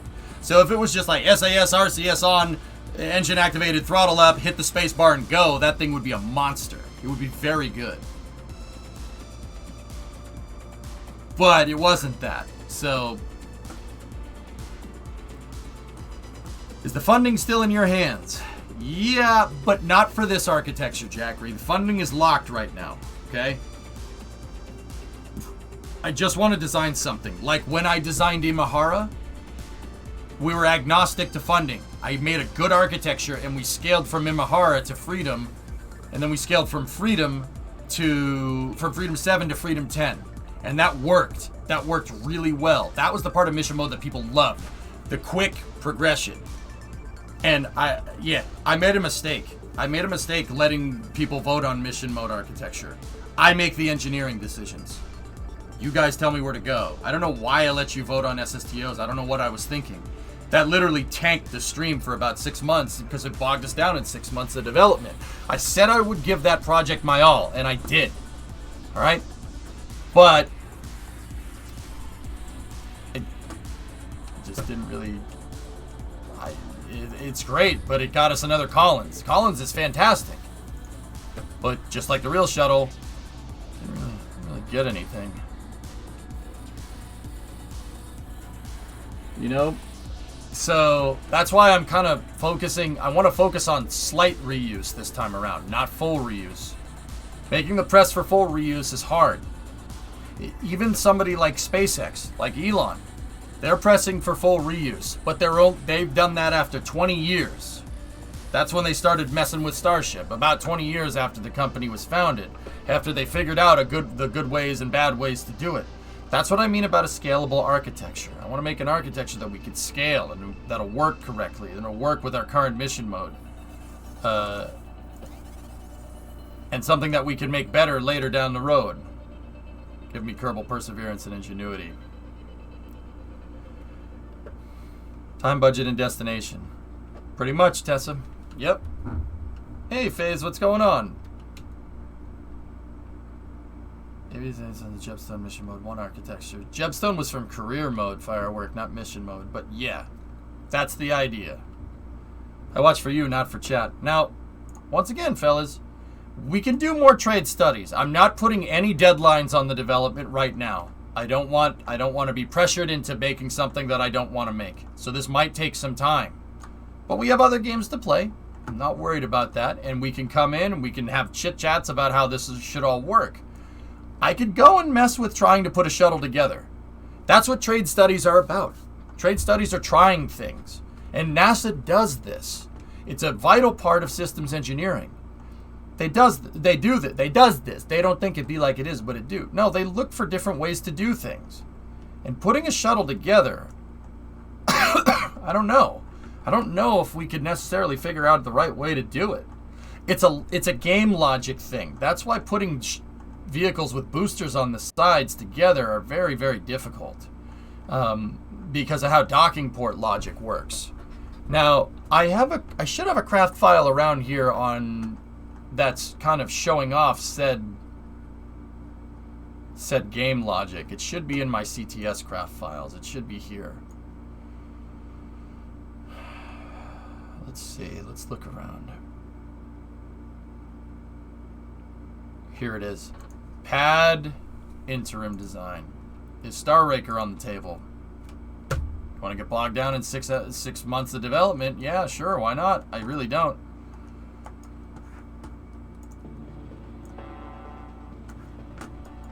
So, here's the thing with building a shuttle. Here's my little model. Please excuse the crudity of this model. I didn't have time to build it to scale or to paint it. If I was going to make a shuttle, we were going to make a shuttle pad. Here's the problem. The boosters are both connected to the pad. And then the tank is connected to the boosters. Okay? Kerbal doesn't like 2 connections. So one of the boosters would be a master connection. One of them would be the master connection. And then when we went to launch the vehicle, what would happen is that one booster would separate down here where it's attached to the pad, and the other booster would separate right here where it's attached to the vehicle. Because Kerbal doesn't like undoing 2 hold down points at once. It really doesn't. It hates it. Kerbal really doesn't like that. So, if we were going to come up with some architecture here, what we'd have to end up doing is find a way to anchor the boosters to the pad first, hang the external tank on them, and then undo the boosters from the pad and attach them to the tank. But I would have to find a way for the tank to attach to the pad, which never was a thing with the real shuttle program. The tank never touched the pad at all. The only thing that's touching the pad with the space shuttle are the 4 hold down points for the boosters. Not even the shuttle. The shuttle has 2 fueling umbilicals right here called tail service masts. But that's it. So we'd have to find a way to hold the boosters in place. Either bolt them to the pad first, right? Undo them, free hang this thing all together, right? Put the external tank on, not necessarily with the shuttle, and then attach the shuttle sideways to it. That is, I will tell you that right now, that's asking for a Kraken strike. You are asking for this thing to get messed up. You could always cheat with the ET being the hold down point. Now, Kyron, we could do that, but there's another problem here. We're running into another problem. What's the other problem? Well, if we go and look at my SLS research pictures here, they stack the SRBs first. Everyone knows this. Shuttle, SLS, you stack the SRBs first. Even Ares 1, Ares 5. The SRBs are segmented. Oh. The SRBs are segmented. They're segmented design, which means they're in pieces. I don't have segmented SRBs. I don't have that. See? There's a segment. They're stacked in segments. I can't do that, which means I need to pick up an SRB with a crane. That's the biggest SRB in the game is the, what's it called? Clydesdale. It's 140 tons. Which means that we need to use something like Ares 5. I'm trying to find pictures of them stacking the SRB segments, but I just have pictures of that lovely core stage right there. While doing the shuttle would be cool, I don't think it's worth the development time. If I had segmented SRBs, Banana Time, I would do it. Oh, I'd do it. Yeah, I'd do it, and it would work. Oh, for the people that are wondering why they're rolling back to the pad, see that white thing right there? The catch can with the perforations on the LH2 feed line? Yeah, that didn't work. It leaked. And that's because they didn't get the flow rates right. But yeah, we'll talk more about that during Space News.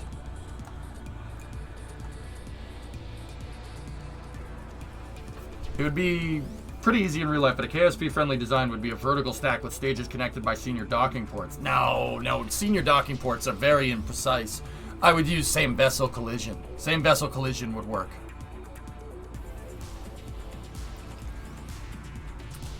Why was the SRB round inside? That's a strange burn pattern. Oh. It's a good question. Discovery, go and drop. Catching segmented SRBs offer you a lot of advantages over a full casing SRB. Now, that was very observant of you, man. That was a good thing to spot. Why do you think that is? Because with a segmented SRB design, not every segment has to be the same shape.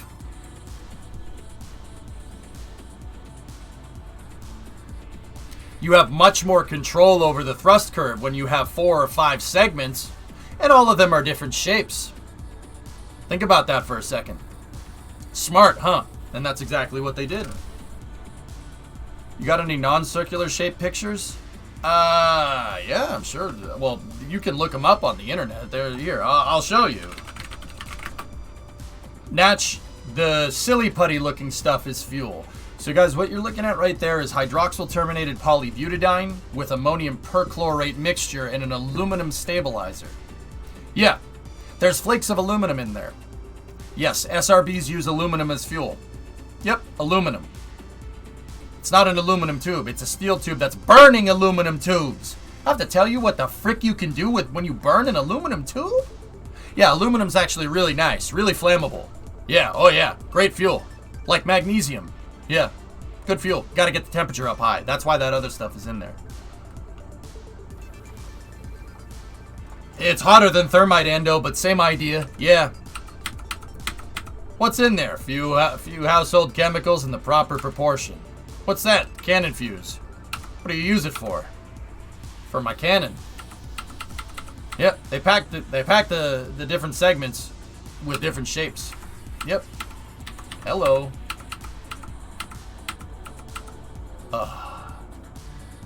Hotter than thermite? Psh, this makes thermite look like an air conditioner.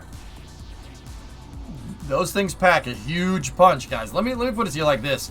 There's a reason why we're using this. There's a reason why we have something like this. See from here down, this is genius. That's really smart. You know, a lot of people say, oh, it's not cutting edge technology. Yeah, I mean, you could say that, but where's the other moon rock? Oh, wait. The other moon rocket doesn't exist. This is using shuttle technology to go to the moon. It's pretty damn cutting edge in that regard. This is very smart. And I'll tell you, NASA's wanted to do this for a long time. What I don't understand is that it wouldn't have taken much to build this and the space shuttle, which is very annoying. It's very annoying. You could use this and the shuttle. It would have been just fine. And if they had developed that from the start, it would have been great. But that's not really the purpose of the shuttle now, is it? The shuttle was, like throwing away shuttle motors? That's dumb. But and we traded super heavy lift for partial reuse, and yeah, that proved to not really work too well. But that's another story. Yep. If we had segmented SRBs, I could make those work. And I could make those work real well. Yeah, that would work just fine. Yeah. I could make them strong enough, too. They would be very strong. Ooh, that's nice. Shuttle's purpose was to strand us in low Earth orbit. The primary reason they're rolling back is because of upgrades for the LN2 controller for 39. Needs to make their system... Oh, needs to make their system. They thought it could handle that amount of N2, but it stressed the system. Yeah. Air liquide. Hey, Novus... Look, I could sit here and say, oh, how did you not predict this? How did you not predict this? But that's what some putz That's what some putz would say based off of what they read in a news article or something. Am I right? Where was this? Where was this? How could you do that before they put it out there? Oh wait, it wasn't there. You know? Hey, it's just another thing. It's another thing you got to fix. They learned. Vehicle's going to get safer this way. Yeah, it's going to take another month. It's okay. The moon ain't going anywhere. The moon ain't going anywhere. Stuff's hard. You're damn right, Weed. SLS is a beast, man. That architecture has so much potential, dude.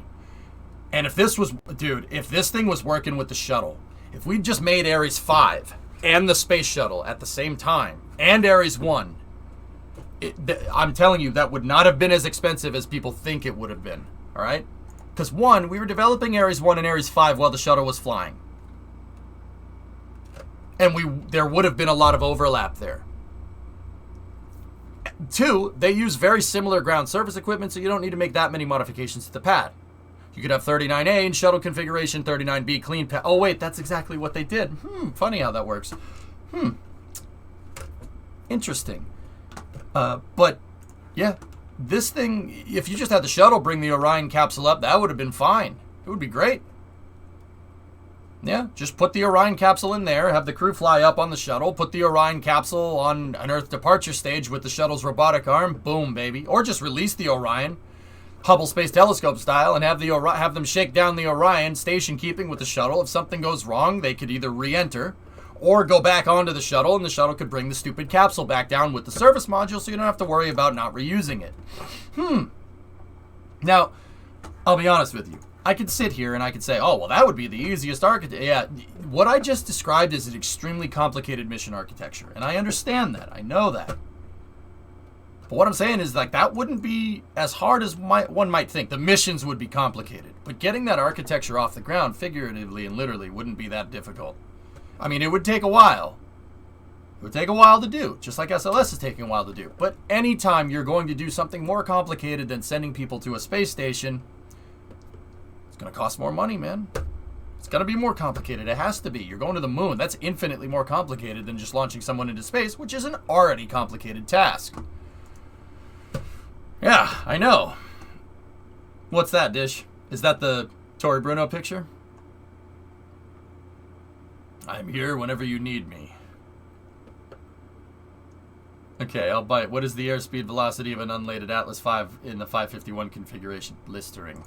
Good answer. Hey, Revs, what do you think is better? More complicated infrastructure or missions? Wiser, I'm going to give you the NASA answer and say that really depends on what's called stakeholder expectations. What are you trying to do? Usually it's a trade-off. You want a simpler launch vehicle? Simpler launch vehicle, you can launch to space more, but you have less capability than a more complicated launch vehicle. It's a trade-off. Always is. Discovery, go at throttle up. Wait, gifted us up to Natch. Oh, Natch, I gotta show you this. Here, take a look. Just on a side note. I found this at Micro Center.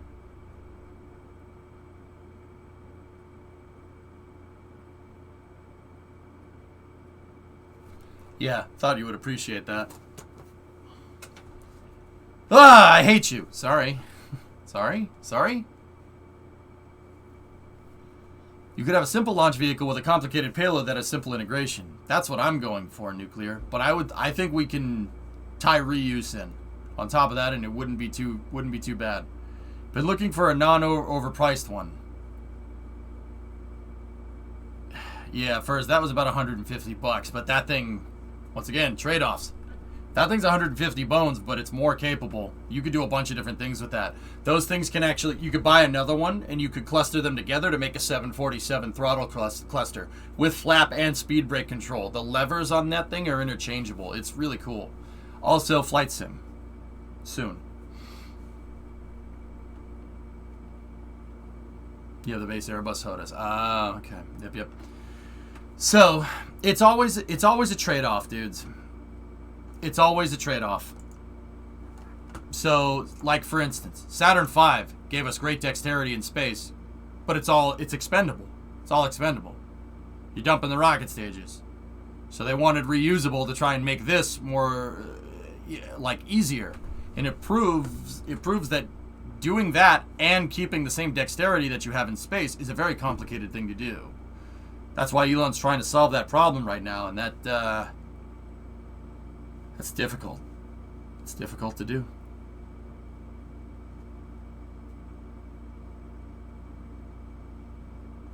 I would like to nitpick that the CJ4 doesn't have thrust reversers, just thrust attenuators. Yeah. Natch, you bought something too? ¿Qué es esto? Ah, ha, ha. Me gusta. Me gusta. Since we were bragging. Sí. Sí. Me gusta. Me encantan. So, yeah. That's kind of where I'm at, dudes. We gotta come up with something. And guys, I honestly want capsule. I want to go capsule. I haven't really done any capsule things in years. The Rigel capsule in career mode was the last thing that we did. That was 2 years ago. I've been doing reuse since then. But that doesn't mean that I want to do, full expendable boosters either. Where I want to draw the line and what I think will work best with KSP is making something kind of like Falcon 9. Obviously, not Condor. I don't want to just use Condor. Making something like Falcon 9, right? So, partial reuse, fully reusable capsule, fully reusable first stage, expendable second stage, and then have an uncrewed, heavy launch vehicle like Ares 5 or Saturn 5. Actually, we could crew rate the big one too if we wanted to do an Apollo-style mission. But, yeah, basically make it redundant. And then make the heavy lift vehicle kind of like what SpaceX wanted to do back in the day, before they came up with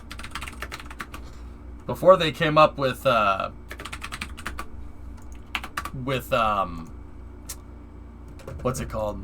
Before they came up with BFR, they wanted to do Falcon 10, right? Kind of like this. They scrapped all this here. Yeah, they got rid of it. They're like, nah, never mind. And they went to do Starship instead. They threw this out the window in like 2014. And that's when they started working with Raptor. That's when they said, nah, this is dumb. Let's not do that.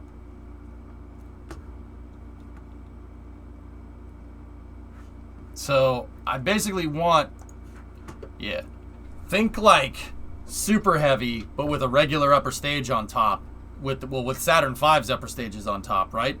And then something like Falcon 9 with a capsule on top as well, with a similar adapter, So, and I want double launch vehicles and be able to launch them from either pad. That's kind of where we're at with KSP. That's what I want to do, because shuttle integration like this, we could do some research and development into this. It's possible, but it would be tough. Discovery, go at throttle up. Hey, Dual, 26-month resub. What's up, man? Make budget cups 2.0. Yeah, Rigel was an awesome capsule. Hellfish, I want to reintroduce something like that. Now, I would like to do capsule, but we could do a week, like maybe next week or something. We could even do it this week. We could do a week-long trade study looking into the feasibility of integrating a shuttle. It's possible. I could do it. I could build it, and it wouldn't take very long. Don't get me wrong, this would be a very, very rough thing. We could do it, and we could mess with it. But I'm not sure how well it's going to work. It'd probably end in explosions, but it's doable. We could do a quick test with it to see if it works. I'm kind of coming up with like finalists for what I want to do with the vehicles. I'm really focusing on two things, okay?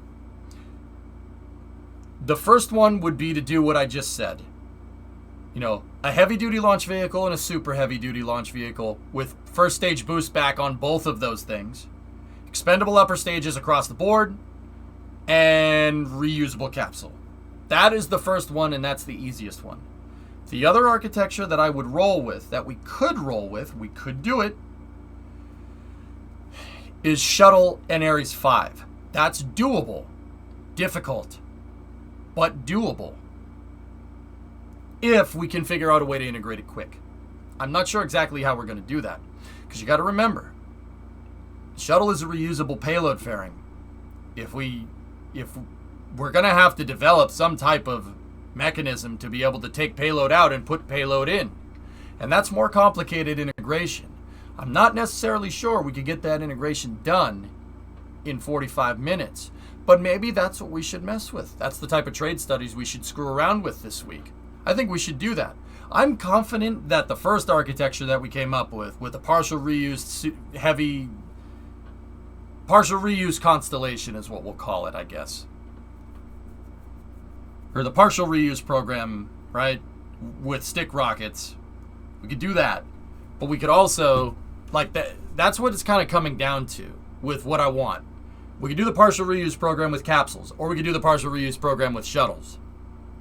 The shuttle would be the way more capable vehicle in space, but I'm very worried that we'd end up getting bogged down in pad stuff again. But I guess we can give it this week of trying to see if that's a thing. We could give it this week to try and figure it out. I have small scale replicas that were already designed to try and solve this problem. The thing is, this was trying to solve this problem before hydraulics came out. This was from before robotics were in the game. Hey, Tactical. Are you reusing any existing Jebstone stuff? Jebstone is not from the mission mode save. The Freedom Rocket was. How would you build your own capsule without using a base capsule? Yes, I'd like to see how you tackle that. I would use the 1-3 command pod and build a nice capsule around that, like what we did with Rigel. That's possible. It's doable. We could do that. Rapid reuse super heavy first stage is still the easiest, but still quite difficult. I think that would propose its own challenges in itself. We'd have to come up with some type of modular transport vehicle and android, like how SpaceX moves super heavies around and stuff. We'd have to do that. Either that or make a transporter erector that can take the vehicle and put it on its side so we can reintegrate it with the crane. Also doable. I have experience in doing that. I have a lot of experience doing that. And that's not the worst thing. That's not the worst thing. I could do it. So at what point does making your own mods for making your own launch pads make sense? I don't know. At what point? Hey, if you climb this mountain, at what point are you going to say, no, this is too high of a mountain, I'm going to go and turn around? That's the question you just asked. I don't know. I got to go and figure it out. We got to do some trade studies. We'll figure it out. Hey, UK, what's going on? This is trade studies. When can we expect mission mode back in rotation? When I have the architecture that I want. Yep, that's the end of that sentence, dude. I'm not trying to be blunt, but I think being candid is the right thing to say. I'm not going to sit here and say that it's going to take this long, or it's going to take a week, or it's going to take this. I want this architecture to be good for mission mode for a very long time. Just like I took my time with Imahara. I took my time with Imahara, and we made a good launch vehicle, and that scaled into Freedom 7, and that scaled into Freedom 10, and it worked. It worked very well. I want to baseline it now with these two vehicles, you know, whether it's the shuttle in Ares 5, or whether it's something like Ares 1 and Ares 5, right? Or something like, you know, Falcon 9 and Super Heavy with a regular fairing on top of it. I want to make sure that it's the right vehicle for the job. That's all. And that's going to take some time. But don't worry. I'm going to do a lot of the engineering not off stream per se, but anytime there's a big decision like this, you know, we'll mess with it and we'll figure it out. Yeah, Nuclear, I got you. What are your goals for whichever architecture you go with? Easy, viable path back to the moon, Bagel Buddy. That's all. To the surface of the moon. That's a good baseline. History has shown with the regular space program that if you have the dexterity to be able to put somebody on the surface of the moon, well, that means you can go pretty much anywhere in the solar system with that architecture with some slight modifications. I wanted to baseline the launch vehicles and then come up with the payloads for them later, albeit probe missions, you know, transfer vehicles, nuclear-powered upper stages. It offers you a lot more scalability. Heck, maybe down the road, if we come up if we figure out a way to do the shuttle design with Ares 5, you know, we could maybe come up with a bigger version down the road. Maybe we end up putting something like Neptune in there. Either one of these architectures offers some pretty damn good scalability. I heard that the devs of KSP2 consulted with you. Is there any truth in that? Where'd you hear that from, UK?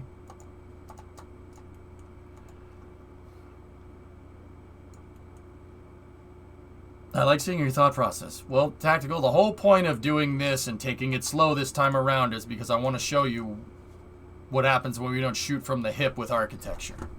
The whole point is to take you through the systems engineering process and show how a good, well thought out space program works. And then, maybe in a month or two, we reap the rewards of that. You know, every week, we're going to the moon.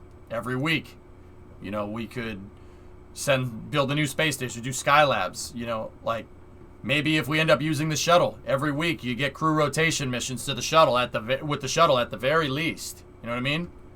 There's potential here. Someone mentioned it on another stream. Who?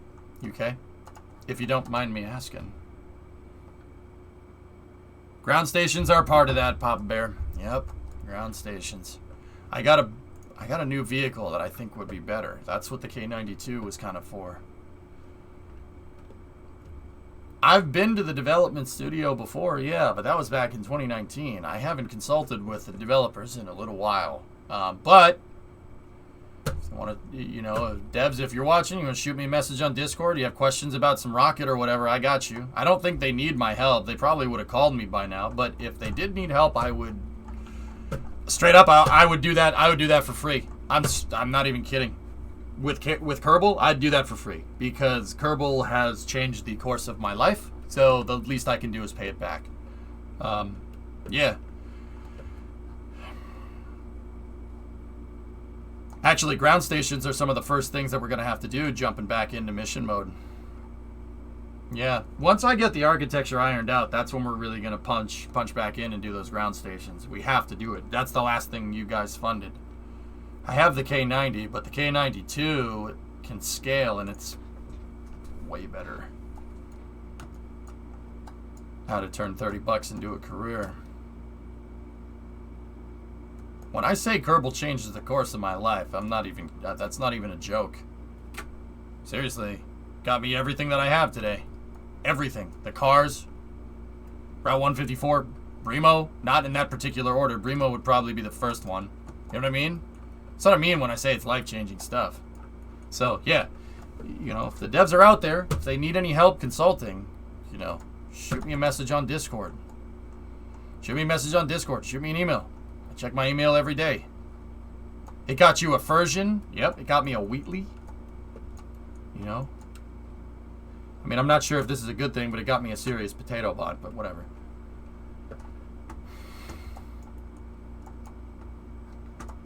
But yeah, that's kind of where I'm at here. Dank memes made me who I am today.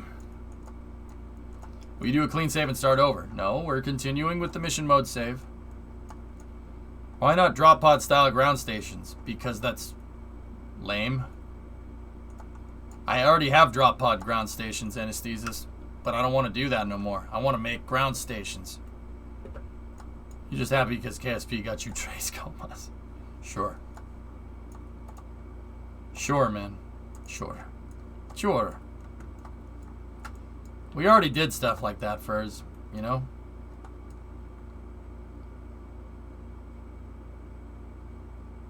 But yeah, it's kind of where I'm at, dudes. That's what I want to do with the new architecture. I want this to be as good as when we had the shuttle working back in the day and I could belt out a space station in a week. Well, Crippen Station originally took like a month or two, but you get the idea. That's because the shuttle took 45 minutes to get into space, but you get what I'm getting at. Man, I got 2 hours of freaking sleep. I'm running off caffeine right now. But you want an SSTO streamer. Ugh. Spammy. I can't remember the streamer, sorry. The devs should send you a copy. Get your views, in my opinion. Yeah. like I said, I'm always here. If they want to shoot me an email or something, I'm here. Like, I haven't heard much from them. They've been pretty quiet except for the videos coming out. I was in one of their montage videos a little while back. Yeah, I'd be delivering pizzas if it wasn't for freaking Kerbal, man. That's what I said in the video. Pretty funny.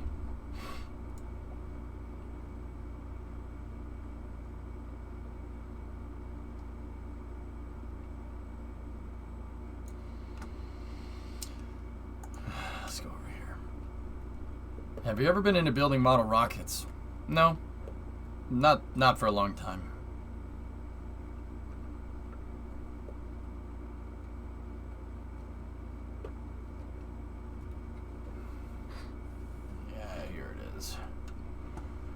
There it is.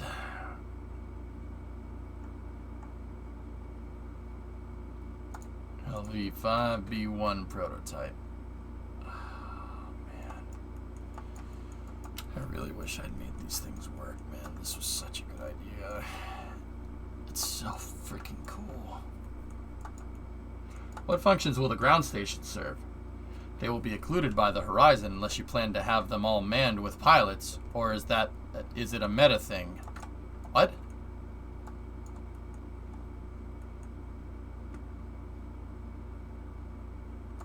I don't understand what you're trying to say.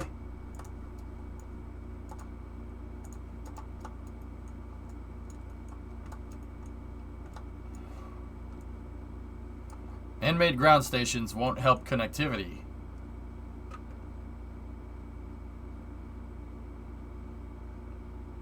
What Papa Bear said. Yeah, they absolutely will. They're going to bounce the signal. How do you think NASA communicates with Canberra? On the other side of the world? Do they just have a telephone line that goes out there? No, they bounce the signal off Tidris. Did you hear the interstellar engine for KSP2 won't even fit in the VAB? Yep.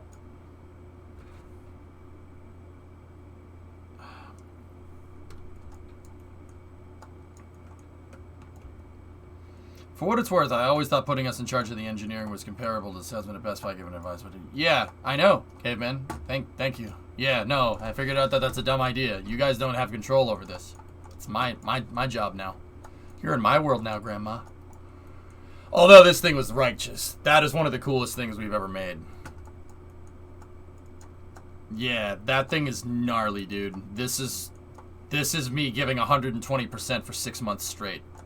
It is amazing. I'm so proud of this damn thing.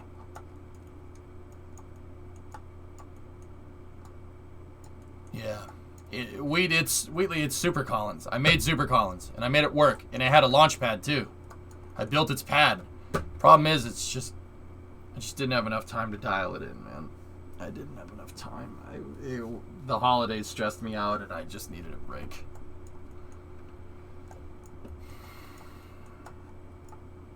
Too bad it wasn't a horizontal takeoff SSTO. Yeah.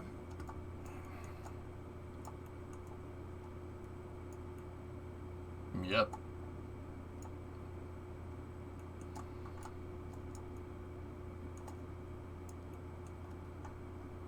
Oh, thing is so damn cool. Shame. Shame. But it's up on Kerbal X if people want to use it. It is a really, really capable vehicle. Very, very good. It can move, what was it, 25? 36, somewhere around there. 36 tons into space. Easy. Did it fly well? Yeah. Yeah, it flies like Venture Star.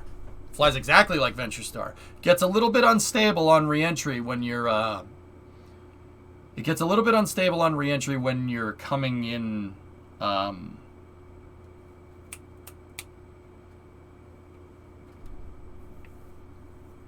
when you're coming in transonic, but to be honest with you, so did the real one. The real one was unstable during transonic coming back down. Very unstable. You had to be so careful with this thing. It turns out that a giant wedge of cheese flying through the air is not very stable. Yeah, not very stable. It wants to turn into a pod and fly engines first. I'm truly sad we're not continuing with this. Pilch, maybe there's some space for it in the future. Who knows? Maybe if I figure out some breakthrough with vertically integrating a shuttle, we just switch to vertical integration with this thing and just pick it up with a damn crane.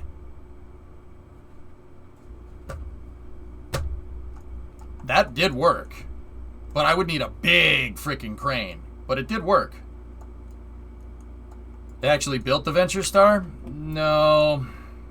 No. They built some of it. They built the subscale demonstrator called the X-33. It was like 95% completed when somebody said, nah, never mind. They even had the pad made for it too. I found pictures of it. You can find this stuff on the web if you know where to look. Hey, hey, baby. Nice truck. Hey. Nice truck. It's nice, right? That truck looks very familiar, doesn't it? That was lame of them. Yeah.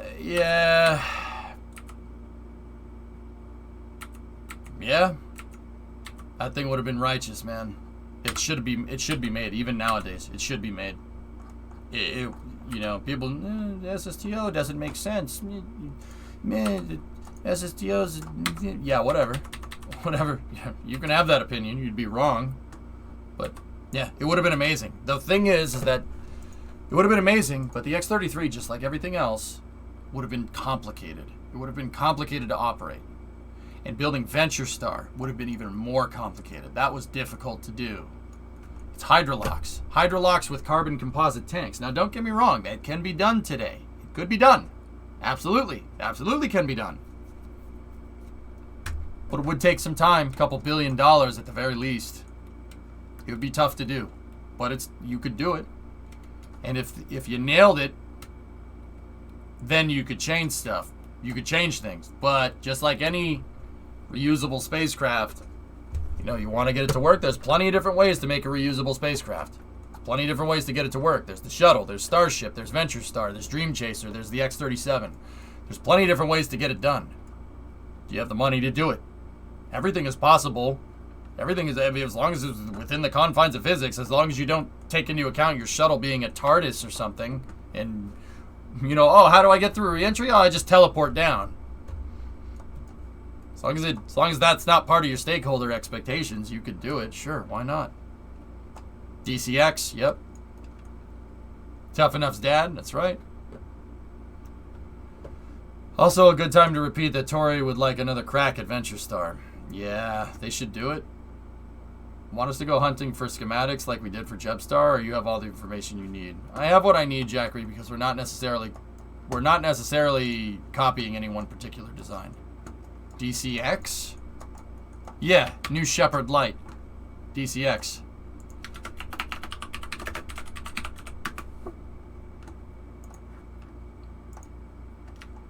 That's a real picture, by the way.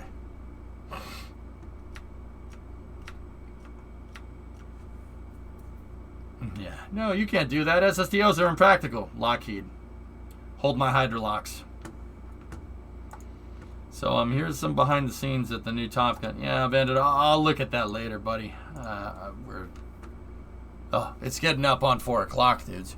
We got to start space news. But yeah, that's where I'm going with this, dudes. I'm either going to do, I think I've narrowed it down to what I'm looking for. I'm either going to do this and something like Ares 5, but not an exact copy. Or this with partial reuse first stage. But, see, it's going back to it, man. The shuttle that's going to be hard to use. It's going to be hard to use and hard to get that thing right. Hey, Roro. Did you say DCX? Yeah. Oh, Thomas. Whoa. Look at that. Oh, that's so freaking cool, man. Why? Why are you doing this?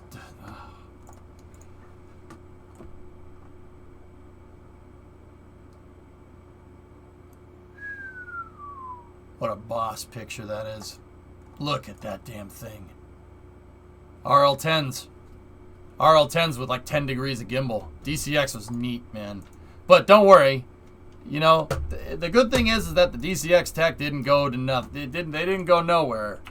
A lot of the DCX engineers, when that vehicle went out, when they canceled it, found their way to another rocket project. A little rocket company at the time named Blue Origin, just founded when DCX went out the door, poached a bunch of engineers, and they made that instead. That's literally a DCX. It's the same idea. It's the same idea, but with in-house engines. It's the same thing. Yeah, a lot of the engineers found their way to this project, BE3U.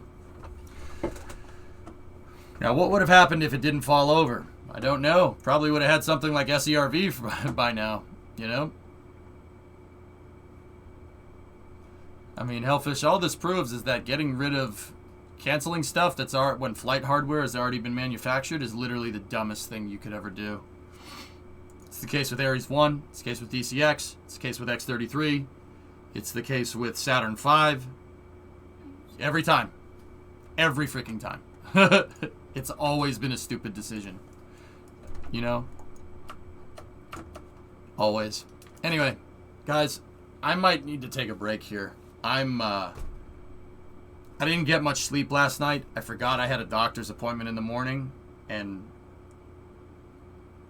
if you must know, I was up pretty late last night doing meal prep and other things. And the other things. And I was up till like 4 in the morning, and I had to get up for a doctor's appointment at 8:30. So I didn't really get much sleep. I might need to take a little bit of a like a break longer than my normal break, dudes. But I think what we should do this week for Kerbal is trade studies with that shuttle. I'm going to take my shuttle stack, and I'm going to see how hard it is to put that thing together. I think that's what we should do. It's not going to take very long to just throw something together. This isn't going to be a finalized design. It's just going to be good enough. I'm literally going to take the Freedom Rockets crane, take some parts off of it, and use it to put a shuttle stack together. That's it.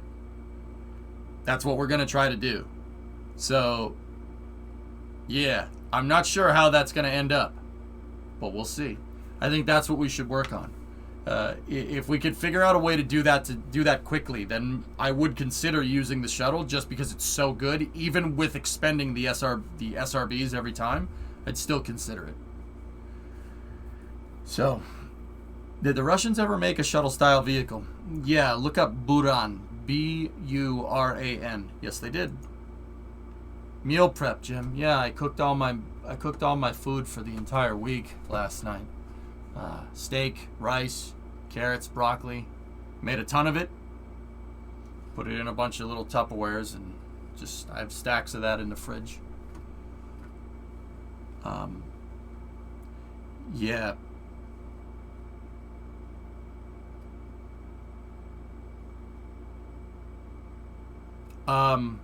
Knights on Temple. So, fellas, I'm probably gonna be back. I hate that I'm sorry, guys. I don't like it when my own stupid lack of scheduling freaking gets in the way of the stream. It's really annoying. I'll probably end up. See, like, I want to be back for Space News, and then we're gonna play. We'll do some late night Tarkov. How did you cook the steak? On a griddle? Yeah, griddle. So, wow, good stuff. No more tendies streamer food? No, Jim. We got to do it right. I got to lose weight. Man. So, it's 4 o'clock now, guys. I'll probably be back at 6. I'm just gonna go take a nap. Yeah, I'll be back at 6, and yeah, we'll do that. And once again, the trade study that I want to do this week, we're probably going to do about a month of trade studies. The first one, I want to test to see if the shuttle is on the table. All right? I want to see if we can do it. If we can do it, then I'll think about it. I'm giving myself a week to figure this out. If it takes more than a week, you probably can't do it. And then we'll move to the next trade study. Okay?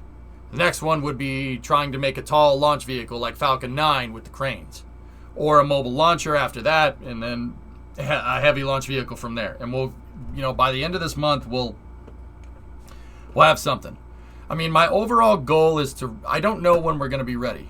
But my overall goal is to get ready to have this ready to go by the summer. And then the later part of this year is just all Kerbal missions. That's kind of where I'm at. That's my rough timeline. So, how did you like that Ford Model T? It was a Model A, Clayton, I think, if we're talking about the same thing. But yeah. We have the AX1 on docking tonight. It got pushed. Unfavorable weather. So, guys, I'll be back in about 2 hours. I just need to go take a nap.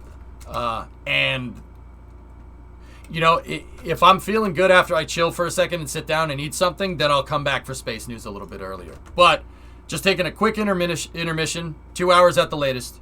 I'll be back for Space News and Tarkov.